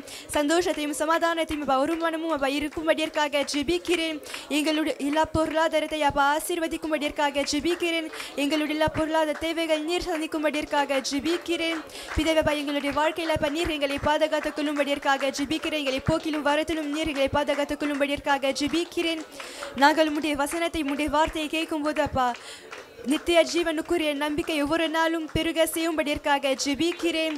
பிதாவே அப்பா, இந்த ஆசீர்வாதங்கள் அப்பா நீர் எங்களுக்கு தந்தீரப்பா, அதற்காக உமக்கு நன்றி செலுத்துகிறோம். இயேசு கிறிஸ்துவின் நாமத்தினால் ஜெபிக்கிறேன் பிதாவே, ஆமென். ஆமென். நன்றி நன்றி அப்பா தகப்பனே, இம்மட்டும் எல்லா ஜெபங்களுக்கும் ஆண்டவரே ஆமென்றும் ஆமென் என்றும் பதில் கொடுத்ததுக்காக நன்றி செலுத்துகிறோம் ஆண்டவர் தகப்பனே அப்பா. எல்லோருக்கும் பூரண சுகத்தை கொடுத்து விட்டு விசுவாசத்தோட ஜெபிக்கிறோம் ஆண்டவர் தகப்பனே அப்பா. வரமுறை தகப்பனே எல்லோரும் கூடி வருவார்கள் என்று விசுவாசிக்கிறோம் ஆண்டவர் தகப்பனே அப்பா. அவர்கள் சாட்சி சொல்ற பிள்ளைகளாய் நீர் நிறுத்துவீராக தகப்பனே அப்பா. சகலது நீரே பொறுப்படுத்தி நடத்துவீராக. சர்வருடைய இயேசுவின் நாமத்தில் வேண்டியிருக்கிறேன் ஜீவனுள்ள நல்ல பிதாவே, ஆமேன் ஆமேன். கர்த்தராகிய இயேசு கிறிஸ்துவின் நாமத்தினால் உங்கள் ஒவ்வொருவரையும் மீண்டுமாக வாழ்த்தி வரவேற்கிறோம். மாதத்தின் முதல் நாளில் முதல் ஆராதனையில் வந்திருக்கிற நமக்கு கர்த்தர் ஒரு அருமையான ஒரு வாக்குத்தத்தத்தை கொடுக்கிறார். 132வது சங்கீதம் 18வது வசனம், அவன் சத்துருக்களுக்கு வெட்கத்தை உடுத்துவேன், அவன் மீதிலோ அவன் கிரீடம் பூக்கும் என்றார். கர்த்தர் உங்கள் மேலே வைத்திருக்கிற அந்த கிரீடத்தை பூத்து குலுங்கும்படிக்காக செய்வேன் என்று சொல்லி அவர் வாக்கு பண்ணுகிறார். அந்த கிரீடத்தை அவர் பிரகாசமடைய ஜொலிக்கும்படிக்காக நான் செய்வேன் என்று சொல்லி கர்த்தர் வாக்கு பண்ணுகிறார். கர்த்தர் இந்த மாதத்தில் அவர் இந்த முதல் ஆராதனையில் வந்திருக்கிற நம்மை பார்த்து அவர் சொல்லுகிறார், உன்னுடைய துக்கத்தை நான் சந்தோஷமாக மாற்றுவேன், உன்னுடைய தோல்விகளை எல்லாம் நான் வெற்றியாக மாற்றுகிறேன், உன்னுடைய இழப்புகளை எல்லாம் இரட்டிப்பான ஆசீர்வாதங்களாக நான் உனக்கு திரும்ப தருகிறேன், உன்னுடைய அவமானங்களை எல்லாம் மாற்றி மகிமையினால் நான் உன்னை நிரப்புகிறேன் என்று சொல்லி கர்த்தர் சொல்லுகிறார். உன்னுடைய கண்ணீரை ஆனந்த களிப்பாக அவர் மாற்றுகிறார். உங்களுடைய தாமதங்கள் எல்லாவற்றையும் அவர் துரிதப்படுத்தி நீங்கள் காத்திருக்கிற ஆசீர்வாதத்தை பெற்றுக்கொள்ளும்படிக்காக இந்த மாதத்தில் கர்த்தர் வாக்கு பண்ணுகிறார். அவர் சொல்லுகிறார், உன்னுடைய சத்துருக்களுக்கு வெட்கத்தை உடுத்துவேன், ஆனால் உன் மீதிலோ உனக்கு நான் வைத்திருக்கிற அந்த கிரீடத்தை பூக்க பண்ணுவேன் என்று சொல்லி கர்த்தர் வாக்கு பண்ணுகிறார். அன்றைய நாட்களில் ராஜாக்கள் யுத்தத்திற்கு போய் அங்கே ஜெயம் பெற்று அவங்க திரும்பும்பொழுது அங்கே இருக்கக்கூடிய ஜனங்கள் ராஜாவுடைய தலையின் மேலே பூச்செடியினால் பூக்கொடியினால் ஒரு கிரீடத்தை பின்னி அவங்க தலை மேலே வைத்து ராஜாவை தன்னுடைய சொந்த தேசத்துக்கு அனுப்புவார்கள். இப்போ இந்த ராஜா பிரயாணப்பட்டு அவனுடைய சொந்த தேசத்துக்கு வர வர அந்த பூச்செடி அந்த பூ கொடி அது பூத்து குலுங்க ஆரம்பிக்கும். ஆமேன். அப்போ தேசத்து ஜனங்கள் தூரத்திலிருந்து ராஜாவை பார்க்கும் பொழுது ராஜா வெற்றி பெற்றவராக வருகிறார், தோல்வி அடைந்து வரவில்லை, சத்துருவை அவர் ஜெயித்து ஜெயத்தோடு வருகிறார் என்று சொல்லி ஆடல் பாடல் பண்ணி ஆரவாரத்தோடு ராஜாவை வரவேற்பார்கள். அப்போ கர்த்தர் சொல்கிறார், நம்முடைய தலையில் இருக்கிற அந்த கிரீடத்தை அவர் பூத்து கொழுங்க பண்ணுகிறார். ரட்சிக்கப்பட்ட நாளில் கர்த்தர் நம் ஒவ்வொருடைய தலையின் மேலேயும் அந்த கிரீடத்தை அவர் வைத்து விட்டார். அது என்ன? அந்த கிரீடம் அவர் நமக்கு கொடுத்திருக்கிற ஆளுகை அதிகாரத்தை கொடுக்கிறது. அவர் நமக்கு கொடுத்திருக்கிற கனத்தையும் மகிமையும் குறிக்கிறது. அந்த கிரீடம் அவர் நமக்கு கொடுத்திருக்கிற கிருபை இரக்கங்களை நமக்கு வெளிப்படுத்துகிறது.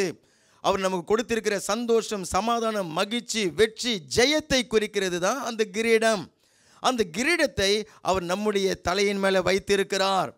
அப்போ நீங்கள் இந்த பூமிக்குரிய வாழ்க்கையில் வெற்றியோடு வாழ்ந்து உங்களுடைய சொந்த தேசம் எது? உங்களுடைய சொந்த தேசம் பரலோகம் தான் என்னுடைய சொந்த தேசம். நம்முடைய குடியிருப்பு பரலோகத்தில் இருக்கிறது. அங்கிருந்து இரட்சகராகிய இயேசு கிறிஸ்து வருவதற்காகத்தான் நம்ம இந்த பூமியில் காத்து கொண்டு இருக்கிறோம். அப்போ இந்த பூமிக்குரிய வாழ்க்கையை வாழ்ந்து நீங்கள் பரலோகத்துக்கு நேராக நடக்க நடக்க உங்கள் தலைமையில் வைத்திருக்கக்கூடிய அந்த கிரீடம் பூக்கும், அந்த கிரீடம் பிரகாசிக்கும். அந்த கிரீடத்தை தேவன் ஜொலிக்கும்படிக்காக அவர் செய்து விடுகிறார். உலக பிரகாரமாக காணக்கூடிய கிரீடங்கள்லாம் இருக்கிறது இல்லையா? வைரம், வைடூரியம், வெளியேறப்பட்ட கற்களினால், தங்கத்தினால் செய்யப்பட்ட கிரீடங்கள் சொல்லிட்டு இருக்கிறது.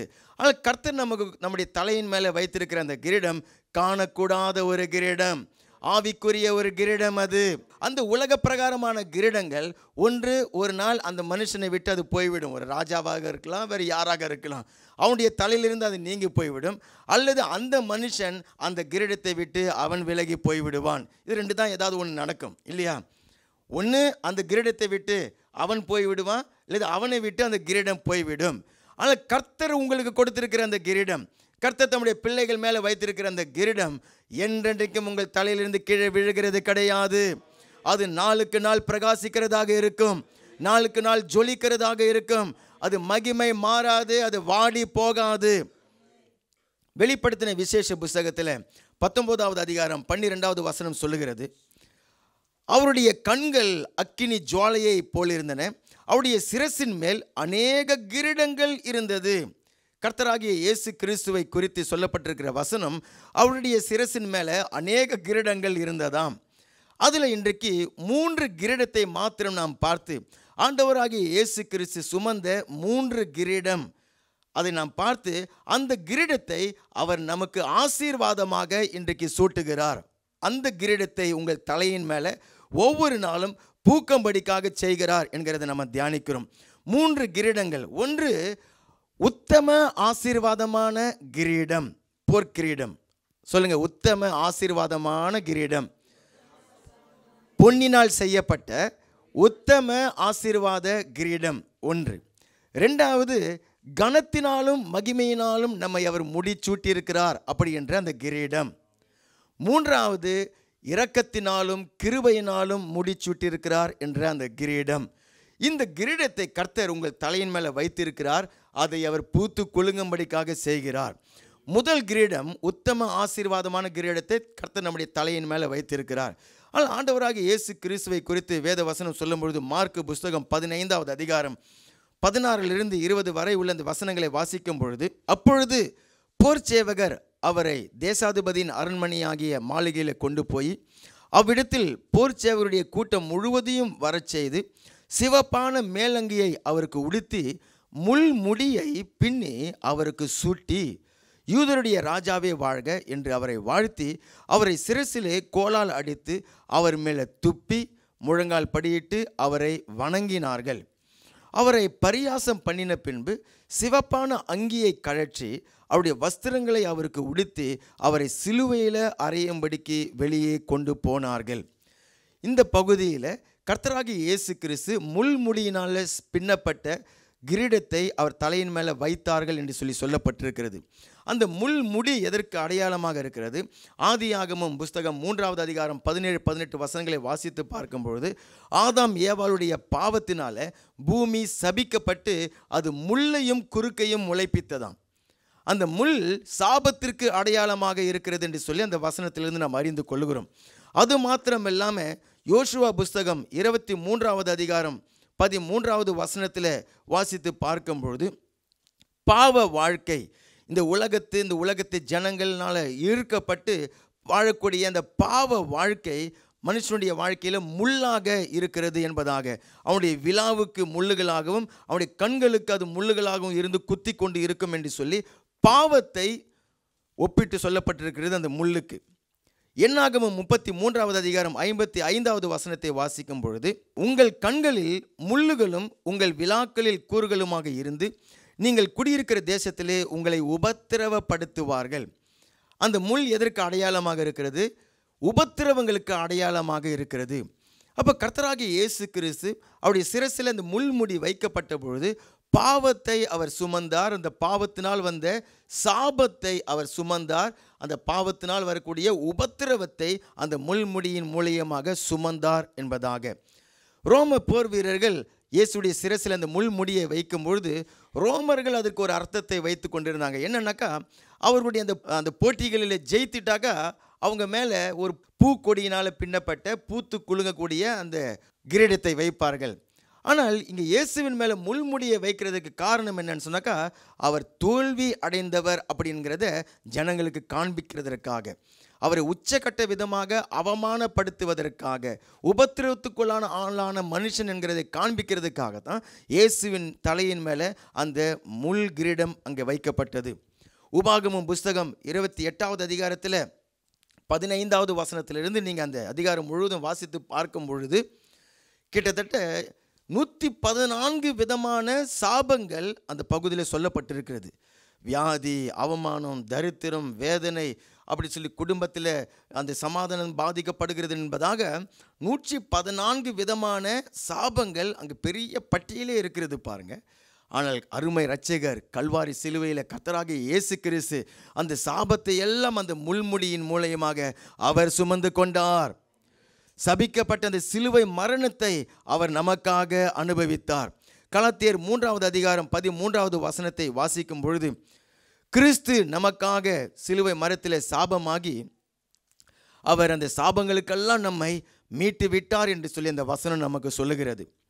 உபாகமம் 23வது அதிகாரம் 5வது வசனத்தை பாருங்க. உன் தேவனாகிய கர்த்தர் பெலயாமுக்கு செவி கொடுக்க சித்தமில்லாமல், உன் தேவனாகிய கர்த்தர் உன் மேல அன்பு கூர்ந்தபடியினால உன் தேவனாகிய கர்த்தர் அந்த சாபத்தை உனக்கு ஆசீர்வாதமாக மாற பண்ணினார்.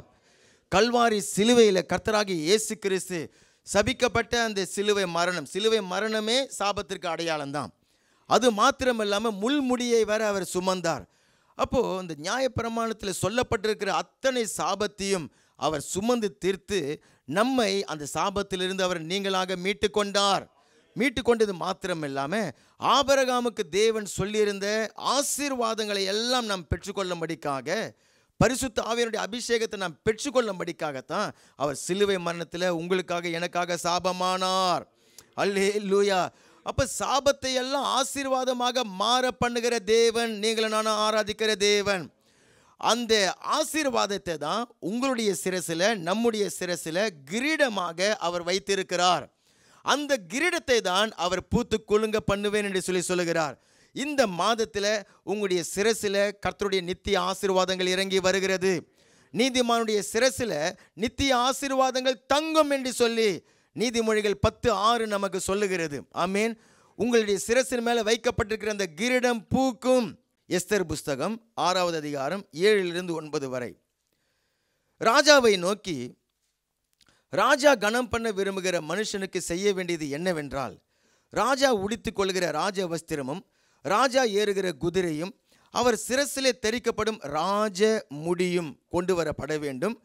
அந்த வஸ்திரமும் குதிரையும் ராஜாவுடைய பிரதான பிரபுகளில் ஒருவனுடைய கையிலே கொடுக்கப்பட வேண்டும். ராஜா கனம் பண்ண விரும்புகிற மனுஷனை அலங்கரித்த பின்பு அவனை குதிரையின் மேல் ஏற்றி நகர வீதியிலே உலாவும்படி செய்து, ராஜா கனம் பண்ண விரும்புகிற மனுஷனுக்கு இப்படியே செய்யப்படும் என்று அவனுக்கு முன்பாக கூறப்பட வேண்டும் என்றான். அகஸ்வேரு ராஜா பாபிலோன் சாம்ராஜ்யத்துக்கு ராஜாவாக இருக்கிறான்.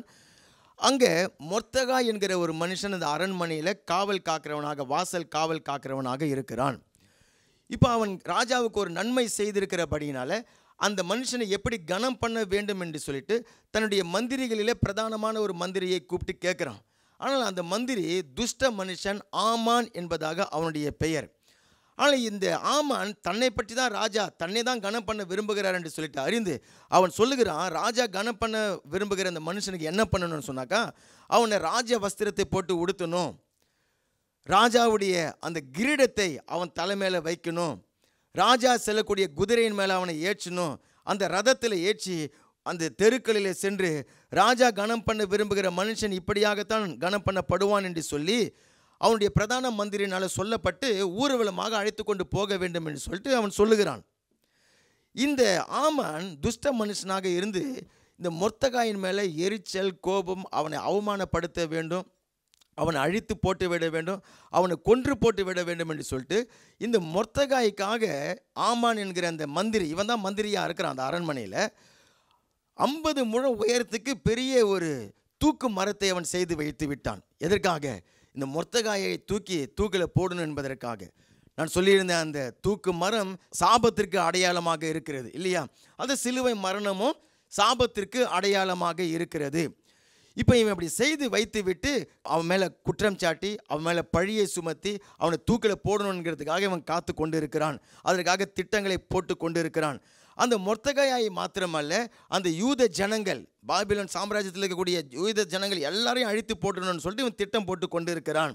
அந்த நேரத்தில் தேவனுடைய கிருபை, தேவனுடைய தயவு இந்த யூத ஜனங்களுக்கு கிடைக்கும்படிக்காக செய்தார். இந்த ஆமான் அவன் திட்டம் போட்ட அதே தூக்கு மரத்தில் தேவன் அவனை தூக்கி போடும்படிக்காக செய்துவிட்டார். இந்த ஆமான் தன்னை ராஜா கனம் பண்ணுவார் நினைச்சாரே, மாறாக இந்த மொர்தெகாயை தேவன் கனம் பண்ணும்படிக்காக செய்துவிட்டார். யாருக்கு அவமானத்தையும் அழிவையும் கொண்டு வர வேண்டும் சொல்லிட்டு இந்த துஷ்ட ஆமான் திட்டம் போட்டானோ அந்த மொர்தெகாயை தேவன் உயர்த்தினார், அவனை கனம் பண்ணினார். அவனுடைய சிரசில் அந்த கிரீடத்தை தேவன் வைத்தார். மாத்திரமல்ல, நீங்கள் வாசித்து பாருங்க, 8வது அதிகாரம் 15-16 வசனங்களை வாசிக்கும் பொழுது, அப்பொழுது மொர்தெகாய் இளநீலமும் வெள்ளையுமான ராஜ வஸ்திரமும் பெரிய பொன்முடியும் பட்டும் ரதாம்பரமும் அணிந்தவனாக ராஜாவினிடத்திலிருந்து புறப்பட்டான். சூசான் நகரம் ஆர்ப்பரித்து மகிழ்ந்திருந்தது. இவ்விதமாக யூதருக்கு வெளிச்சமும் மகிழ்ச்சியும் களிப்பும் கனமும் உண்டாயிற்று. இப்போ இந்த ஆமானை தூக்கு மரத்தில் போட்டுட்ட பிறகு மொர்தெகாயை தேவன் வர வர அவனை உயர்த்தினார். அவனுடைய சிரசில் அந்த போர்க்கிரீடம் வைக்கப்பட்டது. அது என்ன கிரீடம்? சாபத்துக்கு பதிலாக ஆசீர்வாதம் என்கிற அந்த கிரீடம் வைக்கப்பட்டது. அங்கே அவமானம் என்கிற காரியத்துக்கு பதிலாக கனம், மகிமை, சந்தோஷம், மகிழ்ச்சி, வெளிச்சம் அப்படிங்கிற இந்த கிரீடம் அந்த மொர்தெகாயின் மேலே வைக்கப்பட்டது. இதையே தான் கர்த்தர் உங்களுடைய வாழ்க்கையிலையும் அவர் செய்கிறார்.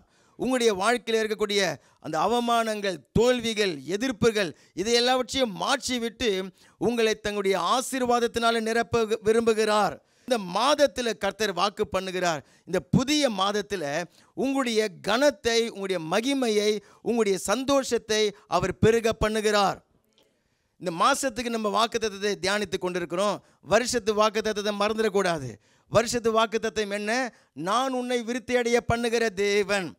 அப்போ கர்த்தர் இந்த மாதத்தில் எனக்கு என்ன சொல்லுகிறாருன்னு சொன்னாக்கா, உன்னுடைய அவமானத்தை, உன்னுடைய தோல்வியை, உன்னுடைய இழப்பை எல்லாம் நான் மாற்றி உன்னை என்னுடைய ஆசீர்வாதத்தினால முடிச்சூட்டி அந்த ஆசீர்வாதத்தை நான் விருத்தி அடைய பண்ணுகிறேன்.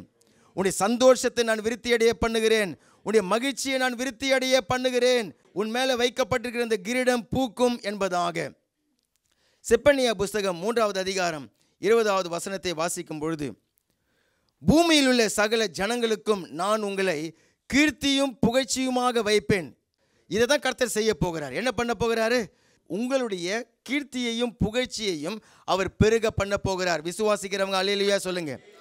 இந்த மாதத்தில் கர்த்தர் உங்களை நன்மையினால் முடிச்சுட்ட போகிறார். இப்படி இந்த மாதத்தின் ஆரம்பத்தில் இந்த வாக்குத்தத்தத்தை நம்ம தியானிக்கும் பொழுது, இது ஏதோ சரி இந்த பிப்ரவரி மாதம் முடிஞ்சிடுச்சுப்பா, மார்ச் மாதம் வந்துட்டாக்கா போன மாதத்து வாக்குத்தத்தை உனக்கு செய்ய மாட்டேன்னு சொல்லிட்டு கிடையாது. 2024 ஒரு வாக்குத்தத்தத்தை கொடுத்து இருந்தார். சரி, இப்போ நீங்கள் 25வது வருஷத்தில் வந்துட்டீங்க, அதனால் 2024 சொன்னதை பற்றி நீ இப்போ பேசாதேன்னு சொல்லி தேவன் சொல்ல மாட்டார். ஒரு வாக்குத்தத்தத்தை நீங்கள் எடுத்து நீங்கள் தியானித்து அதை விசுவாச அறிக்கை செய்து சுதந்திரித்து கொள்ளும் பொழுது அது அந்த மாதத்துக்கு மாத்திரம் கிடையாது, அந்த வருஷத்துக்கு மாத்திரம் கிடையாது, உங்களுடைய வாழ்நாள் முழுவதும் உன்னை விருத்தியடைய பண்ணுகிற தேவன் நான் சொல்லி சொன்னாரே, அது வெறும் இந்த வருஷத்துக்கு மாத்திரம் கிடையாது. இது நீங்கள் எடுத்து வைத்து அதற்காக கருத்தாக ஜெபித்து விசுவாசத்தை அறிக்கை செய்து நம்ம கர்த்தரிடத்தில் நம்முடைய வழிகளை எல்லாம் ஒப்பு கொடுத்து விடும் பொழுது இந்த வாக்குத்தத்தத்தை உங்கள் வாழ்நாள் முழுவதும் அவர் நிறைவேற்றுவார். இன்றைக்கு அவர் சொல்கிறாரு, உன்னுடைய கீர்த்தியை, உன்னுடைய புகழ்ச்சியை நான் பெருக பண்ணுவேன். அதுதான் அந்த கிரீடம், உங்கள் மேலே வைக்கப்படுகிற கிரீடம் அதுதான். ஏன் சொன்ன ஆண்டவர் இயேசு கிறிஸ்து அந்த சாபம் அவமானம் என்கிற முள்முடியை கல்வாரி சிலுவையில் சுமந்து தீர்த்தார். 21வது சங்கீதம் 3வது வசனத்தில், உத்தம ஆசீர்வாதங்களோடு நீர் அவருக்கு எதிர்கொண்டு வந்து அவர் சிரசில் போர்கிரீடத்தை தரிப்பிக்கின்றீர். இந்த மாதத்தினுடைய இந்த முதல் ஆராதனையில் கர்த்தர் சொல்கிறாரு, உத்தம ஆசீர்வாதங்களோடு அவர் உங்களுக்கு எதிர்கொண்டு வந்திருக்கிறார். இன்றைக்கு ஆராதனையில் பங்கு பெறுகிற ஒவ்வொரு பிள்ளைகளையும் தேவன் தாமே உத்தம ஆசீர்வாதங்களோடு உங்களை எதிர்கொண்டு வந்திருக்கிறார். அவர் உங்கள் சிரசில் பொற்கிரீடத்தை அவர் வைக்கிறார். ஆமேன் சொல்லுங்க. அது என்ன அந்த பொற்கிரீடம்? அவர் உங்களுக்கு தரக்கூடிய நன்மைகள், அவர் உங்களுக்கு கொடுக்கக்கூடிய சந்தோஷம், மகிழ்ச்சி, கீர்த்தி, புகழ்ச்சி, கனம், உயர்வு, அதை இந்த மாதத்தில் தேவன் உங்களுக்கு கட்டளையிடுகிறார். வெளிப்படுத்தின விசேஷம் 3வது அதிகாரம் 11வது வசனத்தை வாசித்து பார்க்கும் பொழுது, இதோ சீக்கிரமாக வருகிறேன், ஒருவனும் உன் கிரீடத்தை எடுத்து கொள்ளாதபடிக்கு உனக்குள்ளதை பற்றி கொண்டிரு. எத்தனை பேருடைய சிரசில் உத்தம ஆசீர்வாதமாகிய அந்த பொற்கிரீடத்தை தேவன் வைத்திருக்கிறாரு? ஒரு தடவை தொட்டு பாருங்க. ஏன்னு சொன்னாக்கா, நம்ம ஒரு சில நேரத்தில் தவறு செய்து விடுகிறோம். என்னன்னு சொன்னாக்கா, உங்களை பார்த்து அவமானமான வார்த்தைகளை பேசிவிடும் பொழுது, அல்லது நீ லாய்க்கு கிடையாது, நீ பிரயோஜனம் கிடையாது, உனக்கு இது கிடைக்காது ஏன்னு சொன்னாக்க, உன்ட்ட இந்த தகுதி இல்லை, அந்த படிப்பு இல்லை, அல்லது நீ இந்த மிஸ்டேக் பண்ணிட்ட, நீ பாவத்தை செய்துட்ட அப்படி சொல்லிட்டு உங்களை குற்றம் சாட்டி விடும் பொழுது, நீங்கள் அதை வேண்டாம் அப்படின்னு சொல்லிட்டு நீங்கள் எதிர்த்து நிற்காமல் என்ன பண்ணி விடுகிறோம்? ஐயோ ஆமாம், நீ சொல்லுகிற மாதிரி தான் இருக்குது என்னுடைய வாழ்க்கை அப்படின்னு சொல்லிட்டு அதை எடுத்து உங்கள் தலைமையில் வைத்து கொள்கிறீர்கள். ஆனால் இன்றைக்கு தேவன் சொல்கிறாரு, உங்களுடைய தலையின் மேலே உத்தம ஆசீர்வாதமாகிய கிரீடத்தை அவர் வைத்திருக்கிறார். கர்த்தருடைய கிரீடம் என்னுடைய சிரசின் மேலே இருக்கிறது. நான் ஆசீர்வதிக்கப்பட்டவன். அந்த கிரீடம் வாடாது, அந்த கிரீடம் மகிமை குன்றாது, அது நாளுக்கு நாள் அது பூத்து குலுங்கும். ஆமேன். நான் ஆசீர்வதிக்கப்பட்டவன், சந்தோஷத்தினால மகிழ்ச்சினால நிரம்பி இருக்கிறவன், கனத்தினால வெற்றியினால தேவன் என்னை முடிச்சூட்டி இருக்கிறார். அதை ஒருவரையும் இடத்திலிருந்து பறித்து கொள்ள முடியாது. அந்த கிரீடம் தரையிலே விழுந்து விடாது. அப்போ உங்களை பார்த்து அப்படியான வார்த்தைகளை பேசும்பொழுது உங்களுடைய மதிப்பை குறைக்கணும், உங்களை அவமானப்படுத்தணும்னு சொல்லிட்டு நிறைய ஆமான்கள் சுற்றி கொண்டு இருக்கிறாங்க. உங்களை சபிக்க வேண்டும், உங்களுக்கு சாபத்தை கொண்டு வர வேண்டும் என்று சொல்லி நிறைய பிழையாம்கள் சுற்றி கொண்டு இருக்கிறாங்க. அப்படி வரும்போது நோ தேங்க்ஸ் அப்படின்னு சொல்லி அவங்களை தூரத்திலிருந்து நீங்கள் அனுப்பி விட்டுட்டு, என்னுடைய சிரசின் மேலே தேவன் நித்திய ஆசீர்வாதங்கள் ஆகிய அந்த பொற்கிரீடத்தை அவரின் சிரசில் வைத்திருக்கிறார். இயேசு கிறிஸ்து முள்முடி சுமந்து விட்டபடியினால அந்த கிரீடம் என்னை விட்டு நீங்காது. அவருடைய ரத்தத்தினால் மீட்கப்பட்டிருக்கிற நீதிமானாக நான் இருக்கிறபடினால நித்திய ஆசீர்வாதங்கள் என் சிரசின் மேலே தங்கி இருக்கும். அப்போ அது மறந்து விடக்கூடாது. அதை நான் விசுவாசிக்கிறேன். என்னுடைய தோல்விகள் எல்லாவற்றையும் அவர் ஜெயமாக மாற்றிவிட்டார். என்னுடைய சாபங்கள் எல்லாவற்றையும் ஆசீர்வாதமாக மாற்றிவிட்டார். என்னுடைய அவமானங்கள் எல்லாவற்றையும் அவர் மகிழ்ச்சியாக, கனமாக, மகிமையாக அவர் மாற்றிவிட்டார். நான் கவலைப்பட மாட்டேன், நான் சோர்ந்து போக மாட்டேன். மற்றவங்களுடைய வார்த்தை என்னுடைய வாழ்க்கையை எந்த விதத்திலையும் பாதிக்க முடியாது. என்னுடைய டெஸ்டினேஷன், கர்த்தர் எனக்காக வைத்திருக்கிற இலக்கை ஒருவரும் தடுத்து நிறுத்த முடியாது. மற்றவங்க உங்கள் மேலே சொல்லக்கூடிய சாப வார்த்தைகள் உங்கள் வாழ்க்கையில் ஒன்றுமே பலிக்காது. ஏன்னு சொன்னாக்கா, உங்கள் இரட்சகர், உங்கள் ஆண்டவர் இயேசு கிறிஸ்து உங்களுக்காக அந்த சாப முள்முடியை சுமந்து தீர்த்து விட்டார். அவரை விசுவாசித்து அவருடைய பிள்ளையாக நீங்கள் இருக்கிறீங்க, நீதிமான்களாக நீங்கள் இருக்கிறீங்க. அந்த நீதிமான் சிரசில் தேவன் அந்த பொற்கிரீடத்தை அவர் வைத்திருக்கிறார். அந்த வேதம் எச்சரித்து சொல்லுகிறது, ஒருவனும் அந்த கிரீடத்தை உன்னிடத்திலிருந்து எடுத்துக்கொள்ளாதபடிக்கு உனக்கு உள்ளதை நீ பற்றி கொண்டிரு. தடைகள் இருக்கலாம், எதிர்ப்புகள் இருக்கலாம், மனுஷர்கள் உங்களுக்கு விரோதமாக பேசலாம், ஆனால் உங்கள் சிரசின் மேலே தேவன் அந்த கிரீடத்தை வைத்திருக்கிறார். ஆமேன் சொல்லுங்க. இரண்டாவதாக, ஆண்டவராகிய இயேசு கிறிஸ்து அந்த வாசிக்கப்பட்ட சங்கீதம் 132வது சங்கீதத்தில் கடைசி வசனம் 18வது வசனத்தில், அவன் சத்துருக்களுக்கு வெட்கத்தை உடுத்துவேன், அவன் மீதிலோ அவன் கிரீடம் பூக்கும் என்பதாக. அந்த வாக்கு தத்தம் தாவீதுக்கும் அவன் சந்ததிக்கும் கொடுக்கப்பட்ட ஒரு வார்த்தை. தாவீதை தேவன் ஆசீர்வதித்தார், அவன் சிரசு மேலே வைத்த கிரீடத்தை தேவன் பூத்து குலுங்கும்படிக்காக செய்தார். ஆனால் தாவீதுடைய சந்ததியில் வந்த பிற்பாடு மற்ற ராஜாக்கள், அவர்கள் அநேகர் உத்தமமாக நடக்கவில்லை, தேவனை விட்டு விலகி போய்விட்டாங்க. இஸ்ரவேல் ஜனங்கள், அந்த யூதா ஜனங்கள் விக்கிரங்களுக்கு பின்னாடி போய் தேவனை விட்டு அவர்கள் விலகி போனார்கள். எருசலேமை அவர் தேவன் சுட்டெரித்தார். எருசலேம் ஆலயத்தை சூறையாடும்படிக்காக அவர் விட்டுவிட்டார். அநேகரை சிறை கைதிகளாக பாபிலோன் ராஜா, சீரியா தேசத்து ராஜா இவர்களெல்லாம் கொண்டு போனார்கள். அப்போ இந்த வாக்கு தத்தம் இந்த ஒரு ஜெபமாக இந்த பகுதியில் வருகிறது. இது யார் மேலே நிறைவேறுகிறதுன்னு சொன்னாக்கா, என்னுடைய தாவீது, ஆமென், உங்களுடைய தாவீது, ஆண்டவராகிய இயேசு கிறிஸ்துவின் மேலே இது நிறைவேறுகிற வாக்கு தத்தம்.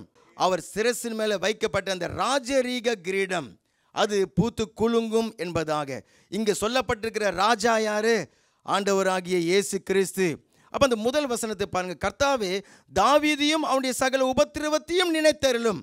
நீங்கள் எப்படி ஜெபிப்பீங்க? கர்த்தாவே ஆண்டவர் இயேசு கிறிஸ்துவையும் அவருடைய சிலுவை பாடுகளையும் நினைத்து என்னை ஆசீர்வதிங்க. 10வது வசனத்தில், நீர் அபிஷேகம் பண்ணிவித்தவனின் முகத்தை உமது தாசனாகிய தாவீது நிமித்தம் புறக்கணிக்காமல் இரும். இங்கே இந்த அபிஷேகம் பண்ணிவித்தவன் யாரு? இங்கே யார் அபிஷேகம் பண்ணப்பட்டிருக்கிறவங்க யாரு? நீங்கள் தான் அபிஷேகம் பண்ணப்பட்டவர்கள். ஆமென். இந்த அபிஷேகம் பண்ணப்பட்டவர்கள் ஜெபிக்கிற ஒரு ஜெபம் என்னன்னாக்கா, நீர் அபிஷேகம் பண்ணிவித்தவனின் முகத்தை உமது தாசனாகிய இயேசு கிறிஸ்துவின் நிமித்தம் புறக்கணியாமல் இரும். உங்களை அவர் ராஜரீக அபிஷேகத்தினால நிரப்பியிருக்கிறார். ஏன்னு சொன்னாக்கா, ஆண்டவராக இயேசு கிறிஸ்து தான் அங்கே சொல்லப்பட்டிருக்கிற ராஜா. அவரை நினைவு கூர்ந்து கர்த்தர் உங்கள் மேலே வைத்திருக்கிற அந்த ராஜரீக அபிஷேகத்தை அவர் புறக்கணிக்காமல் இருப்பார். லூக்கா நற்செய்தி புஸ்தகம் 1வது அதிகாரம் 31 33 வரை வாசிக்கும் பொழுது, இதோ நீ கர்ப்பவதியாகி ஒரு குமாரனை பெறுவாய், அவருக்கு இயேசு என்று பெயரிடுவாயாக. அவர் பெரியவராயிருப்பார், உன்னதமானவருடைய குமாரன் என்னப்படுவார். கர்த்தராகிய தேவன் அவருடைய பிதாவாகிய தாவீதின் சிங்காசனத்தை அவருக்கு கொடுப்பார். அவர் யாக்கோபின் குடும்பத்தாரை என்றென்றைக்கும் அரசாழ்வார், அவருடைய ராஜ்யத்திற்கு முடிவிராது என்றான். அப்போ அங்கே சொல்லப்பட்டிருக்கிற ராஜா யாரு? எந்த ராஜாவுடைய சிரசின் மேலே வைக்கப்பட்ட அந்த கிரீடம் பூத்து குலுங்குகிறதா? அங்கே சொல்லப்பட்டிருக்கிற ராஜா ஆண்டவராகிய இயேசு கிறிஸ்து. அவருடைய சிரசின் மேலே வைக்கப்பட்டிருக்கிற அந்த கிரீடம் இன்றைக்கு ஜொலிக்கிறது, அது பிரகாசிக்கிறது. சங்கீதம் 8:5-9 வரைக்கும் நான் வாசிக்கிறேன் பாருங்க. நீர் அவனை தேவ தூதரிலும் சற்று சிறியவனாக்கினீர், மகிமையினாலும் கனத்தினாலும் அவனை முடிச்சூட்டினீர். இந்த ராஜாவுடைய சிரசின் மேலே வைக்கப்படுகிற கிரீடம் என்ன கிரீடம்?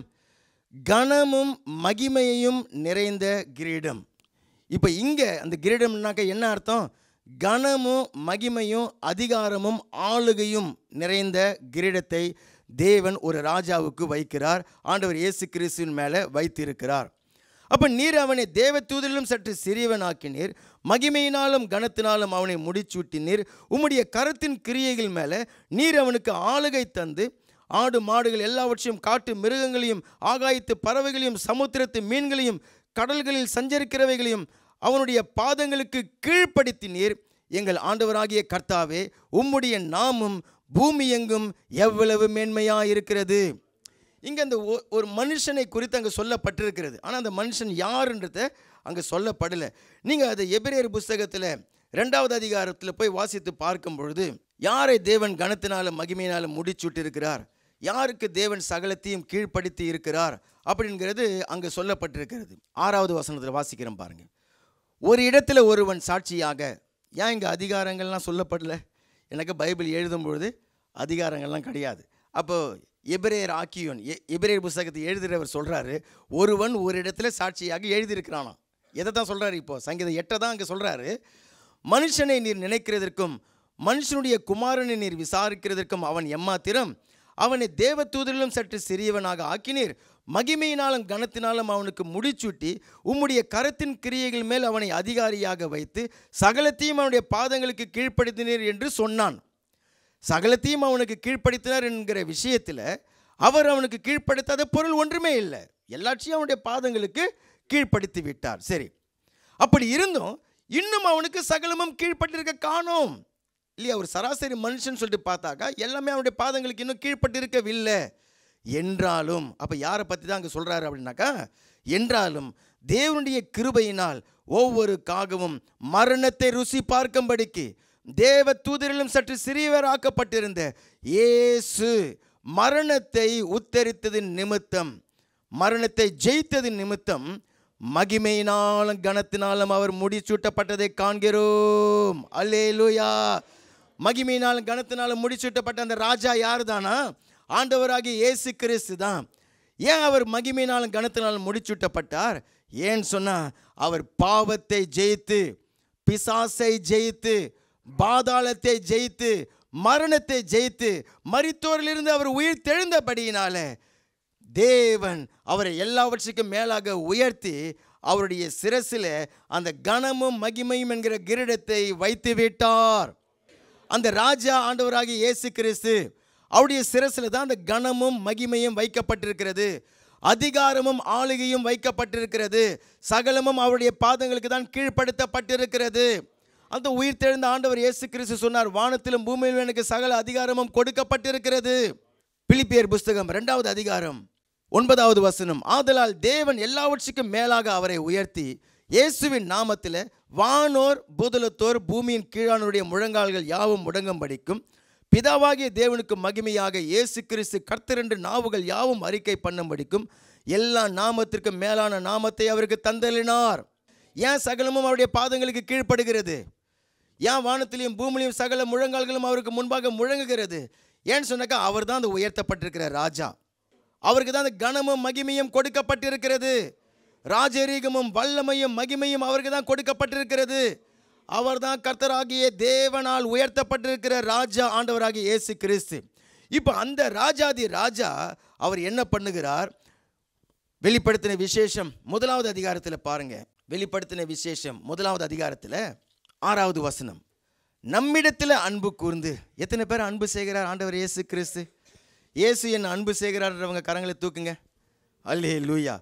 நம்மிடத்தில் அன்பு கூர்ந்து தமது இரத்தத்தினால நம்முடைய பாவங்களற கழுவி.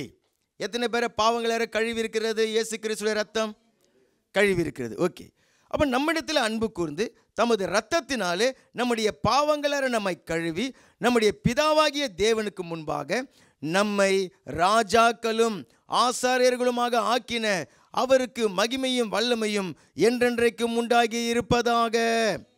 அந்த ராஜாதி ராஜாவாகிய கர்த்தராகிய இயேசு கிறிஸ்து தம்மை விசுவாசித்து தம்மை ஏற்றுக்கொண்டுகிற அந்த பிள்ளைகளுடைய பாவங்களை எல்லாம் அவர் கழுவி சுத்திகரித்து அவர்கள் மேலே வைத்திருக்கிற அந்த அன்பினால் தம்முடைய பிதாவாகிய தேவனுக்கு முன்பாக நம்ம ஒவ்வொருவரையும் அவர் ராஜாவாக ஆக்குகிறார். நீங்கள் எல்லாருமே ராஜகுமாரத்திகளாக இருக்கிறீங்க, ராஜகுமாரர்களாக இருக்கிறீங்க. இந்த குட்டி ராஜாக்களுக்கெல்லாம் தான் அவர் ராஜாவாக இருக்கிறார். அதுதான் ராஜாதி ராஜா என்று சொல்லி அழைக்கப்படுகிறார். எல்லா ராஜாக்களுக்கும் அவர் தான் உயர்ந்த ராஜா. ராஜா அப்படின்னு சொன்னால் அந்த ராஜாவுடைய சிரசில் ஒரு கிரீடம் இருக்கிறது.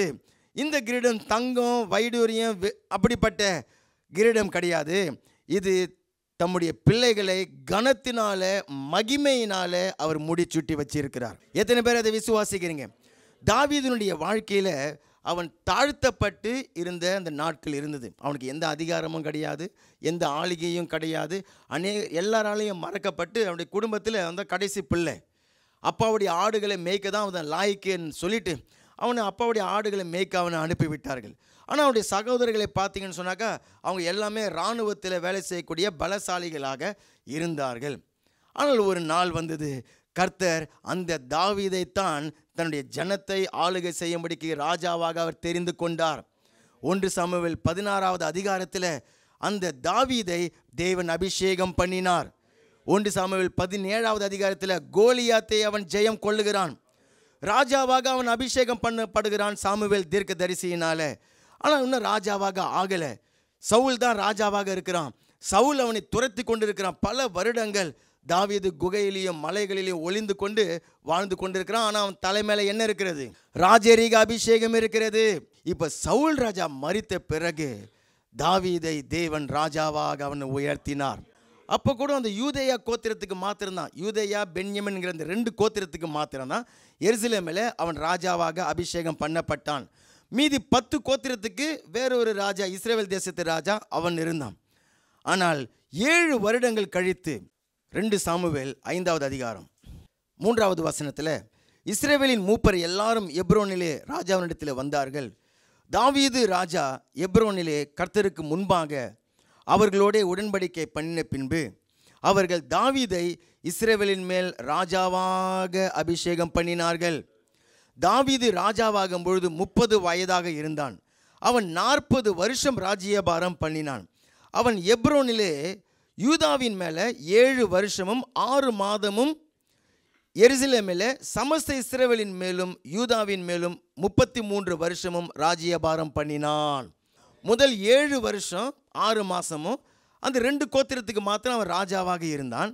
அதுக்கு பிற்பாடு அவனை தேவன் உயர்த்தி முழு இஸ்ரவேலுக்கும் ராஜாவாக உயர்த்தினார். 33 வருஷம் இன்னும் அதிகமாக ராஜாவாக இருந்தான். மொத்தம் 40 வருஷங்கள் அவன் ராஜாவாக இருந்தான். இந்த பகுதிக்கு அப்புறத்திலிருந்து நீங்கள் வாசித்து பாருங்க. இங்கே தான் நம்முடைய அந்த வாக்குத்தத்த வசனம் வருகிறது. கர்த்தர் தாவீதை நாளுக்கு நாள் அவனை விருத்தியடைய பண்ணினார். சேனைகளின் தேவனாகிய கர்த்தர் அவனோடு கூட இருந்தார். அவனுடைய ராஜ்யத்தை தேவன் மிகவும் உயர்த்தினார். அவனுடைய கீர்த்தியை சுற்றி இருக்கிற தேசங்களில் தேவன் பரவும்படிக்காக செய்தார். அவனுடைய பெயரை கேட்டாலே பயப்படுகத்தக்கதாக பயத்தை தேவன் தேசங்களில் கட்டளையிட்டு இருந்தார். ஆனால் ஒரு நாளில் ஒரு காலத்தில் அவன் எப்படி இருந்தான்? எந்த அதிகாரமும் எந்த ஆளுகையும் எந்த ராஜ்யமும் இல்லாமல் இருந்தான்.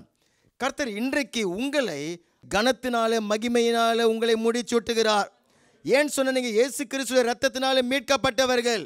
ஏன்னாக்கா இயேசு கிறிஸ்து உங்கள் மேலே அன்பு வைத்து அந்த ராஜரீக அபிஷேகத்தை உங்களுக்கு அவர் கொடுக்கிறார். உங்களுடைய சிரசின் மேலே அந்த ராஜரீக அபிஷேகம் இருக்கிறது. ராஜாக்களுக்கு தேவன் வைக்கக்கூடிய அந்த கிரீடம் இருக்குகிறது. உங்களை ராஜாவாக பார்க்க கற்றுக்கொள்ளுங்க.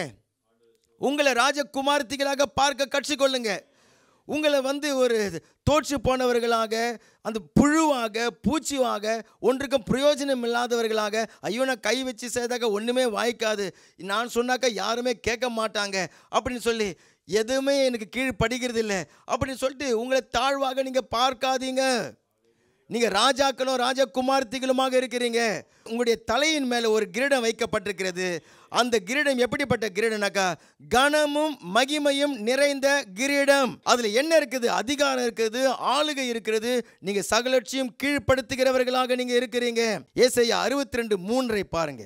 உங்களை கர்த்தர் இன்றைக்கு எப்படி பார்க்கிறார்? நீ கர்த்தருடைய கையில் அலங்காரமான கிரீடமும் உன் தேவனுடைய கரத்தில் ராஜ முடியுமாக நீ இருக்கிறாய். கர்த்தர் உங்களை எப்படி பார்க்கிறாரா? அலங்காரமான கிரீடமாக பார்க்கிறார். கர்த்தர் உங்களை கரத்தில் எப்படி ஏந்தி கொண்டிருக்கிறாரா? ராஜ முடியை போல ஏந்தி கொண்டிருக்கிறார். அதனால தான் அந்த கைகளில் அவர் காயங்களை ஏற்றுக்கொண்டார். அவர் உங்களை உள்ளங்கையில் வரைந்து வைத்திருக்கிறார். உள்ளங்கையில் உங்களை ஏந்தி கொண்டிருக்கிறாரு. உங்களுடைய வாழ்க்கையில் நீங்கள் ராஜாவாக இருந்து உங்களுடைய சூழ்நிலைகள் எல்லாவற்றையும் நீங்கள் ஆளுகை செய்வீங்க. எதுவுமே உங்களுடைய கட்டுப்பாட்டை மீறி போய்விடாது. உங்களுடைய குடும்பத்தை நடத்துவதற்கு தேவையான ஞானத்தை பலத்தை அதில் நீங்கள் பெற்றுக்கொள்ளுவீர்கள். எப்போ அந்த கிரீடம் உங்களுடைய தலையிலிருந்து கீழே விழுது பாருங்க. ஒரு சிலர் வேத புஸ்தகத்தில் அப்படி புலம்பி இருக்கிறாங்க. புலம்பல் புஸ்தகம் 5வது அதிகாரம் 16வது வசனத்தில், எங்கள் தலையில் இருந்த கிரீடம் விழுந்தது, ஐயோ நாங்கள் பாவம் செய்தோமே. பாவம் எந்த மனுஷனுக்கும் இகழ்ச்சியை உண்டு பண்ணி விடுகிறது. பாவம் என்ன பண்ணி விடுகிறது? அந்த கனத்தையும் மகிமையும் அவனுடைய தலையிலிருந்து எடுத்து போட்டு விடுகிறது. அதுக்கு பதிலாக தோல்வி, அவமானம் அப்படிங்கிறது தான் அங்கே கொண்டு வந்து விடுகிறது. என்னது? பாவம் அங்கே கொண்டு வந்து விடுகிறது. ஆனால் நீங்கள் கர்த்தருக்கு பயப்படுகிற பிள்ளைகளாக இருக்கிறபடினால, கர்த்தரை ஆவியோடு உண்மையோடு ஆராதிக்கிறவர்களாக இருக்கிறபடினால, இயேசு கிறிஸ்துவ இரத்தத்தினால கழுவப்பட்டு மீட்கப்பட்டவர்களாக இருக்கிறபடினால, கர்த்தர் இன்றைக்கு அந்த ராஜரீக அபிஷேகத்தின் கிரீடத்தை உங்கள் தலையின் மேலே அவர் வைக்கிறார். பழைய ஏற்பாட்டில் ஒருவன் ராஜாவாக ஆகும் பொழுது தேவன் கொடுத்திருந்த கட்டளை என்னன்னு சொன்னாக்கா, உபாகமம் புஸ்தகம் 17வது அதிகாரம் 20வது வசனத்தில் அந்த ராஜாக்குரிய அந்த காரியங்கள். ராஜா யார்? இப்போ நீங்கள் ராஜாவாக இருக்கிறீங்க இல்லையா? ராஜகுமார்த்திகளாக இருக்கிறீங்க இல்லையா? என்ன பிரமாணம், என்ன ஒழுங்கு தேவன் வைத்திருக்கிறார் ஒருத்தவன் ராஜாவாக ஆகும்பொழுதுன்னு சொன்னாக்கா அநேக காரியங்கள் அந்த பகுதியில் சொல்கிறார். ஆனால் 17:20 பாருங்க. அவன் லேவியராகிய ஆசாரியரிடத்தில் இருக்கக்கூடிய நியாயப்பிரமாண நூலை பார்த்து தனக்காக ஒரு பிரதியை எழுதி தன்னிடத்தில் வைத்து கொண்டு தன் ஜீவனுள்ள நாளெல்லாம் அதை வாசிக்க கடவன். அந்த ராஜாவாக ஆகிறவன் லேவியர்கிட்ட போயிட்டு, ஆசாரியர்கிட்ட போயிட்டு, அவங்ககிட்ட தான் அந்த நியாயப்பிரமாண புஸ்தகம் அவங்க மட்டும் தான் இருக்கும். அங்கே போயிட்டு அதை வாங்கி தனக்காக ஒரு காப்பி எழுதிக்கணுமா? உங்களை சொன்னால் நீங்கள் எப்படி இருக்கும்? பைபிள் உங்களுக்கு பிரிண்ட் பண்ண பைபிள்லாம் கிடையாது. பைபிளை படிக்க போகிறீங்களா? நீங்கள் உட்காந்து இருந்தாங்க சபைக்கு வந்தால் உங்கள்கிட்ட என்னுடைய பைபிளை கொடுத்து உங்களுக்குன்னு ஒரு காப்பியை எழுதி வாங்கி கொள்ளுங்கன்னு சொன்னாக்கா எப்படி இருக்கும்? இன்றைக்கி பிரிண்ட் பண்ணி வீட்டுக்கு 5 பைபிள் இருக்குது, அதையே வாசிக்கிறதுக்கு நம்ம கஷ்டப்படுறோம். ஆனால் இங்கே ராஜாவுக்கு என்ன கட்டளை கொடுத்துக்கிறாரு? நீ ராஜாவாக ஆகிட்டியா, முதல் வேலை நீ போயிட்டு லேவியர்கிட்ட போயிட்டு அவங்க கிட்ட போய் பைபிளை வாங்கி அது உன் கைப்பட நீ ஒரு காப்பி நீ உனக்கு எழுதிக்கோ. எழுதி அது நீ வச்சுக்கிறதுக்கு மாத்திரம் இல்லாமல் அது நீ டெய்லி நீ என்ன பண்ணணுமா, வாசிக்கணும். அதுவும் எவ்வளோ நாளைக்கு வாசிக்கணுமா, ஜீவனுள்ள நாளெல்லாம் நீங்கள் வாசிக்கணும். என்னிலிருந்து என்னைக்கு நீங்கள் ராஜாவாக ஆனீங்க, என்னைக்கு ராஜகுமாரத்தியாக ஆனீங்க, ரசிக்கப்பட்ட நாளில் தான் உங்களை ராஜாவாக தேவன் அபிஷேகம் பண்ணி உங்கள் தலையின் மேலே கனத்தினாலும் மகிமையினாலும் முடிச்சு விட்டு இருக்கிறார். அந்த நாளிலிருந்து நீங்கள் அந்த வேதத்தை ஜீவனுள்ள நாளெல்லாம் நீங்கள் வாசிக்க வேண்டும். சரி, இப்படி செய்வதனாலே தானும் தன் குமாரரும் இஸ்ரவேலின் நடுவிலே தங்கள் ராஜ்யத்திலே நீடித்து வாழ்வார்கள். அப்போ நீங்கள் அந்த பைபிளை வாசித்து நீங்கள் படிக்கும் பொழுது தான் உங்கள் சிரசின் மேலே இருக்கக்கூடிய அந்த கனமும் மகிமையும் அது தங்கி இருக்கும். உங்களுக்கு கொடுக்கப்பட்டிருக்கிற அந்த ராஜரீக அபிஷேகம் உங்களுக்குள்ள தங்கி இருக்கும். அப்போ தான் நீங்கள் மாத்திரம் ராஜா கிடையாது, உங்கள் பிள்ளையும் ராஜாவாக ஆவான். ஆமேன். உங்களுடைய மகளும் ராஜாத்தியாக ஆவா. எப்போ அந்த கிரீடம் பிரகாசிக்கிறது பாருங்கள். எப்போன்னு சொன்னாக்கா நீங்கள் அவருடைய வசனத்தை வாசித்து அதை நீங்கள் கை கொள்ளும் பொழுது தான் அது பிரகாசிக்கிறது. மாத்திரம் இல்லாமல் அந்த ஆசீர்வாதம் உங்கள் பிள்ளைகளும் ராஜாத்தி ஆகிறாங்க, அவங்க பிள்ளைகளும் ராஜகுமாரரும் ராஜகுமாரத்திகளாக ஆகி விடுகிறார்கள். எத்தனை பேர் அர்ப்பணிக்கிறீங்க, நான் ராஜாவாக அபிஷேகம் பண்ணப்பட்டு பல வருஷம் ஆயிடுத்து அப்பா, ஆனால் உம்முடைய வசனத்தை நான் வாசிக்காமல் இருந்துட்டேன், இன்னைக்கு நான் அதை வாசிக்கும்படிக்காக என்னை நான் அர்ப்பணித்துக் கொள்கிறேன். அப்போது என்னுடைய தலையின் மேலே இருக்கக்கூடிய அந்த கிரீடம் பூக்கும். உங்களுடைய அதிகாரம், உங்களுடைய ஆளுகை அது பெருகி இருக்கும். எந்த சாத்தானும் உங்களுக்கு முன்னாடி எதிர்த்து நிற்க முடியாது. எதற்கு நீங்கள் பயப்படாமல் இருப்பீங்க. எந்த தடைகளை பார்த்து, எந்த மனுஷர்களை பார்த்து நீங்கள் சோர்ந்து போய் பலவீனப்பட்டு நீங்கள் தோற்று போனவர்களை போல நீங்கள் ஆகிவிட மாட்டீர்கள். எந்த பாவத்தையும் நீங்கள் மேற்கொள்ளக்கூடிய அந்த அபிஷேகம் உங்களுக்குள்ளாக இருக்கும். ஏன்னா அபிஷேகம் பாவம் என்கிற நுகத்தடியை முறித்து போடும் என்று சொல்லி ஏசாயா 10:27 நமக்கு சொல்லுகிறது. வெளிப்படுத்தின விசேஷம் 12:11 பார்க்கும் பொழுது, மரணம் நேரிடுகிறதாக இருந்தாலும் அதற்கு தப்பும்படிக்கு தங்கள் ஜீவனையும் பாராமல் ஆட்டுக்குட்டியின் இரத்தத்தினாலும் தங்கள் சாட்சியின் வசனத்தினாலும் சாத்தானை ஜெயித்தார்கள். ஏன் நீங்கள் சாத்தானை ஜெயிக்கிறீங்களா? ஏன்னா நீங்கள் ராஜாக்களாக இருக்கிறீங்க, நீங்கள் ராஜகுமார்த்தியாக இருக்கிறீங்க. ஆனால் அங்கே எப்படி ஜெயிப்பீங்கன்னு சொல்லப்பட்டிருக்கிறது. ஆட்டுக்குட்டியினுடைய ரத்தம், அதே சமயத்தில் சாட்சியின் வசனம், வேத வார்த்தையினால தான் நீங்கள் என்ன பண்ணுறீங்க, சாத்தானை ஜெயம் கொள்ளுகிறீர்கள் என்பதாக. லூக்கா 10:19 வாசித்து பார்க்கும் பொழுது, சர்ப்பங்களையும் தேள்களையும் மிதிக்கவும் சத்துருடைய சகல வல்லமைகளையும் மேற்கொள்ளவும் நான் உங்களுக்கு அதிகாரத்தை கொடுத்திருக்கிறேன், ஒன்றும் உங்களை சேதப்படுத்த முடியாது. அநேகர் ஒரு டெலிஃபோன் வந்தாலே பயந்துடுறாங்க. என்ன கெட்ட செய்தி வரப்போகுதோ, இல்லை என் மேலே என்ன பழியை போட்டு என்னை எந்த பிரச்சனையில் மாட்டி விடுறதுக்காக டெலிஃபோன் வருதோ அப்படின்னு சொல்லிட்டு ஒரு டெலிஃபோனுக்கு பயப்படுற விசுவாசிகள் இருக்கிறாங்க இல்லையா? பூனை குறுக்கில் போயிட்டாக்கா பயப்படுற விசுவாசிங்க இருக்கிறாங்க. பள்ளி சிக்கின்னு கத்திட்டாக்கா சகுனம் பார்க்கக்கூடிய கிறிஸ்தவர்கள் இருக்கிறார்கள். இங்கே தேவன் என்ன பண்ணுறாரு, இஸ்ரவேலுக்கு விரோதமான மந்திரவாதியும் இல்லை, யாக்கோபுக்கு விரோதமான குறி சொல்லுதலும் இல்லை, நீ சர்ப்பங்களையும் தேள்களையும் மிதிப்பாய், சத்துருடைய சகல வல்லமைகளையும் மேற்கொள்ளுவாய், ஒன்றும் உன்னை சேதப்படுத்தாதுன்றாங்க. என்ன சொல்கிறாரு? ஒன்றும் உன்னை, ஐயோ இந்த வீட்டுக்கு போய் ஜெபத்துக்கு போயிட்டு வந்தங்க, அங்கே ஒரு துஷ்ட மனுஷன் இருந்தான், அந்த ஆவியை துரத்தின, வீட்டுக்கு வந்ததுலேருந்து எனக்கு வயிறா போகுது. வயிறு ஏன் போனது? அசுத்தாவியை துரத்துனதுனால வயிறு போகல, உன்னுடைய பயத்தினால தான் வயிறு போகுது.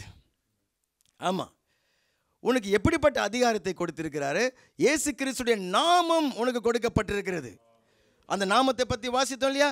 வானோர் பூதலத்தர் பூமியின் கீழானுடைய முழங்கால்கள் யாவும் முடங்க பண்ணுகிற நாமம் அந்த நாமம்.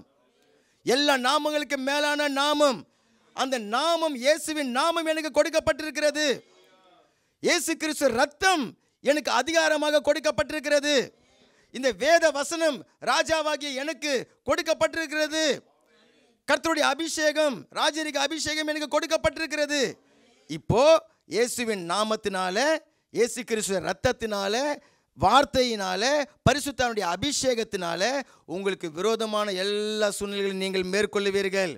நீங்கள் ஜெயம் கொள்ளுகிறவர்கள், நீங்கள் தடைகளை எல்லாம் உடைத்து போடுகிறவர்கள், நீங்கள் மென்மேலும் மேன்மை அடைகிறவர்கள். அந்த ராஜரீக அபிஷேகம் உங்களுக்குள்ள இருக்கிறது. அல்லேலூயா.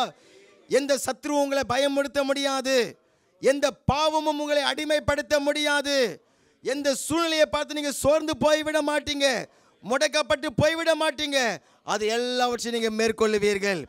முதல் கிரீடம் பார்த்தோம், உத்தம ஆசீர்வாதம் என்கிற பொற்கிரீடத்தை தேவன் உங்கள் மேலே வைத்திருக்கிறார். அதை பூத்துக்கொள்ளுங்க பண்ணுகிறார். ரெண்டாவது, கனத்தினாலும் மகிமையினாலும் உங்களை முடிச்சூட்டி இருக்கிறார். அதிகாரத்தில், ஆளுகையில், வல்லமையில், ஜெயத்தில், வெற்றியில் அவர் உங்களை முடிச்சூட்டி இருக்கிறார்.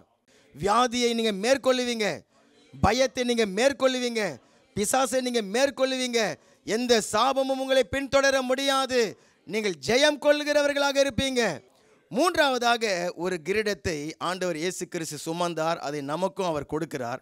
யாத்திராகம புஸ்தகம் 28வது அதிகாரம் 2வது வசனம். உன் சகோதரனாகிய ஆரோனுக்கு மகிமையும் அலங்காரமாய் இருக்கும் பொருட்டு பரிசுத்த வஸ்திரங்களை நீ உண்டு பண்ணுவாயாக. இப்போ ஆரோனையும் அவனுடைய சந்ததியும் ஆசாரியர்களாக அபிஷேகம் பண்ண வேண்டும். அப்போ மோசேயிடத்தில் தேவன் சொல்றாரு, அவங்க அந்த ஆசாரியர்களுக்காக பரிசுத்த அலங்கார வஸ்திரம் உண்டாக்குவாயாக அப்படின்னு சொல்லிட்டு, அந்த வஸ்திரத்தில் வரக்கூடிய ஒரு காரியம் 28வது அதிகாரத்தில் 36, 37 வசனத்தை பாருங்க. பசும் பொன்னினாலே ஒரு பட்டத்தை பண்ணி கர்த்தருக்கு பரிசுத்தம் என்று அதில் முத்திரை வெட்டாக வெட்டி அதை பாகையில் இருக்கும்படிக்கு அதை இளநீல நாடாவினால் பாகையின் முகப்பிலே கட்டுவாயாக. இப்போ அந்த இஸ்ரவேலில் இருந்த அந்த ஆசாரியன், பிரதான ஆசாரியன், அவர் தலைமையில ஒரு பாகையை வைத்து கொண்டிருப்பார். அது கிரீடத்திற்கு அடையாளமாக இருக்கிறது. எப்படி ஒரு ராஜாவுக்கு தலைமையில கிரீடத்தை வைக்கிறார்களோ, தேவன் தம்முடைய பிள்ளைகள் மேலே ஆசீர்வாதம் என்கிற கிரீடத்தை வைக்கிறாரோ, அதே போல் ஆசாரியர்களுக்கு அந்த பாகை ஒரு கிரீடம் போல இருந்தது. அதில் பரிசுத்தம் அப்படின்னு சொல்லிட்டு ஒரு தங்க பிளேட்டில் அதை முத்திரையாக வெட்டி அந்த பாகையில் இப்படி கட்டிக்கொள்ளணும். பரிசுத்தம் அப்படின்னு சொல்லிட்டு, கர்த்தருக்கு பரிசுத்தம் அப்படின்னு சொல்லிட்டு அந்த பாகையில் இப்படி எழுதி ஒட்டி இருக்கும். அதனுடைய அர்த்தம் என்ன? அவங்க ஜனத்திலிருந்து கர்த்தருக்கு ஊழியம் செய்வதற்காக, கர்த்தருக்கு பணிவிடை செய்வதற்காக, கர்த்தருக்கு சொந்தமாக இருக்கும்படிக்காக, கர்த்தருக்கு பரிசுத்தமாக வாழும்படிக்காக பிரித்து எடுக்கப்பட்டவர்கள். அதுதான் அந்த பாகை குறிக்கிறது. இந்த பாகையில் இருக்கக்கூடிய கர்த்தருக்கு பரிசுத்தம் சொல்லிட்டு முத்திரையாக வெட்டி அது பாகையில் வைத்து கொள்வார்கள் என்பதாக அங்கு சொல்லப்பட்டிருக்கிற அந்த ஆசாரியன் நம்முடைய மகா பிரதான ஆசாரியன் ஆண்டவராகிய இயேசு கிறிஸ்து. இப்போ எபிரேயர் புஸ்தகம் 4வது அதிகாரம் 14வது வசனம் சொல்லுகிறது. அங்கே வாசித்து பார்க்கும்பொழுது கர்த்தராகிய இயேசு கிறிஸ்து தான் நம்முடைய மகா பிரதான ஆசாரியன்.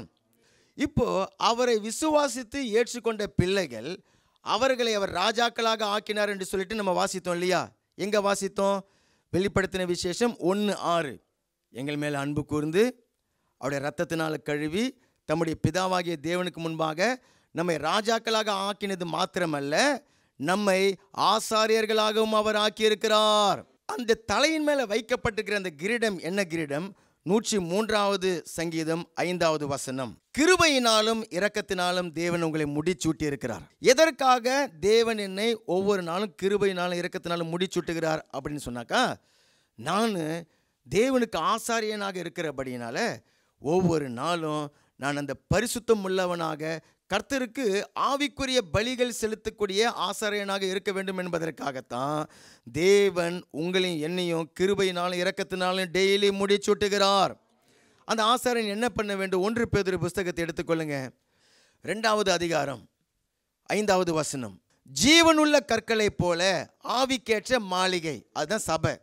சபை தான் ஆவிக்கேற்ற மாளிகை. நம்ம ஒவ்வொருத்தரும் ஒரு கல்லாக இருக்கிறோம். ஓகே, ஜீவனுள்ள கற்களை போல ஆவிக்கேற்ற மாளிகையாகவும் இயேசு கிறிஸ்து மூலியமாக தேவனுக்கு பிரியமான ஆவிக்கேற்ற பலிகளை செலுத்தக்கூடிய பரிசுத்த ஆசாரிய கூட்டம்.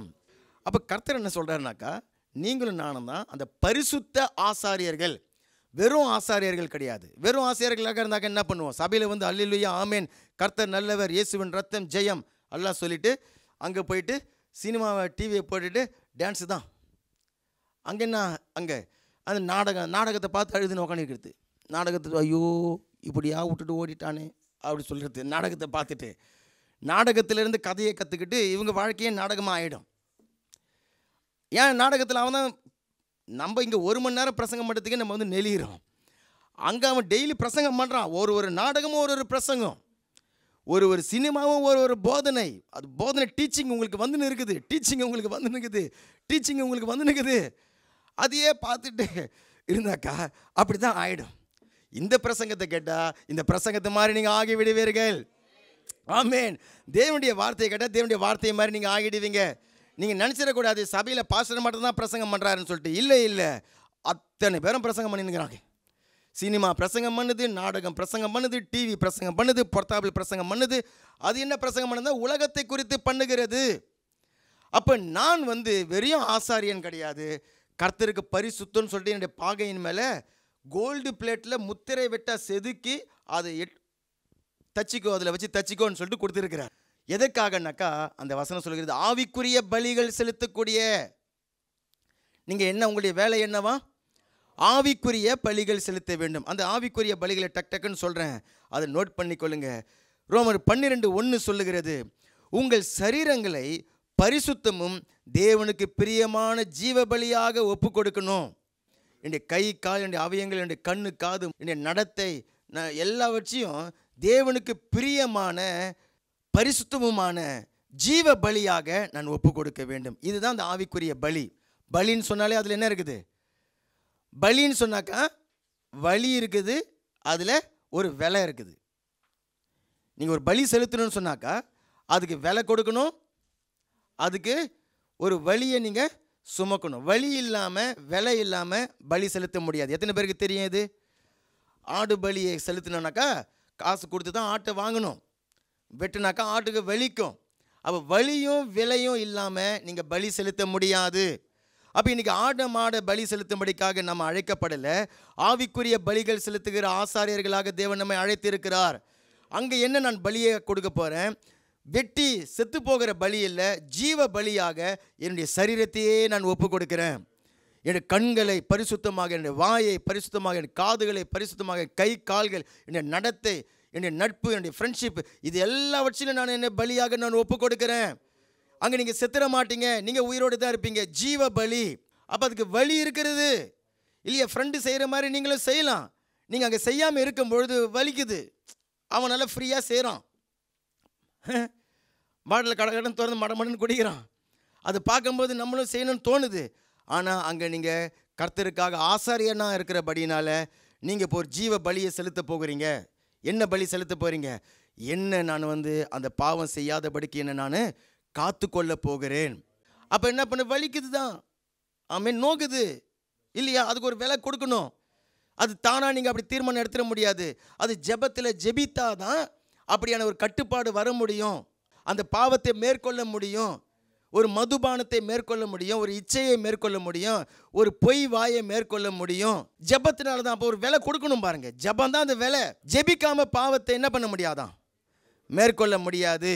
வலி இல்லாமல் நீங்கள் பாவத்தை மேற்கொள்ள முடியாது. பாவத்தை மேற்கொள்ளும் போது வலிக்கும். வலி இருக்குது. வாயை கண்ட்ரோல் பண்ணணுன்னாக்கா வலிக்கும். ஏன்னா வாயை அப்படியே ஃப்ரீயாக விட்டாக்கா ஓகே, அப்பா இப்போ தான் எனக்கு திருப்தி ஆகுது, 4 வார்த்தை கேட்டேன் பாருங்க, அப்போ தான் எனக்கு திருப்தின்னு சொல்லுவோம். நீ பலியாகவே ஆகலை. நீ எல்லாரையும் வெட்டிட்ட. நீ உன்னுடைய நாக்கால் என்ன பண்ணிட்ட? எல்லாரையும் வெட்டிட்டு நீ மட்டும் உயிரோடு இருக்கிற. ஆனால் ஆண்டவர் என்ன சொல்கிறாரு? நீ எல்லாரையும் வெட்டாத, உன்னையே நீ வெட்டிடு. வெட்டினாக்கா செத்து போயிடுற வெட்டுக்கிறது கிடையாது. இது ஜீவ பலியாக உன்னையே நீ கொடுத்துடு.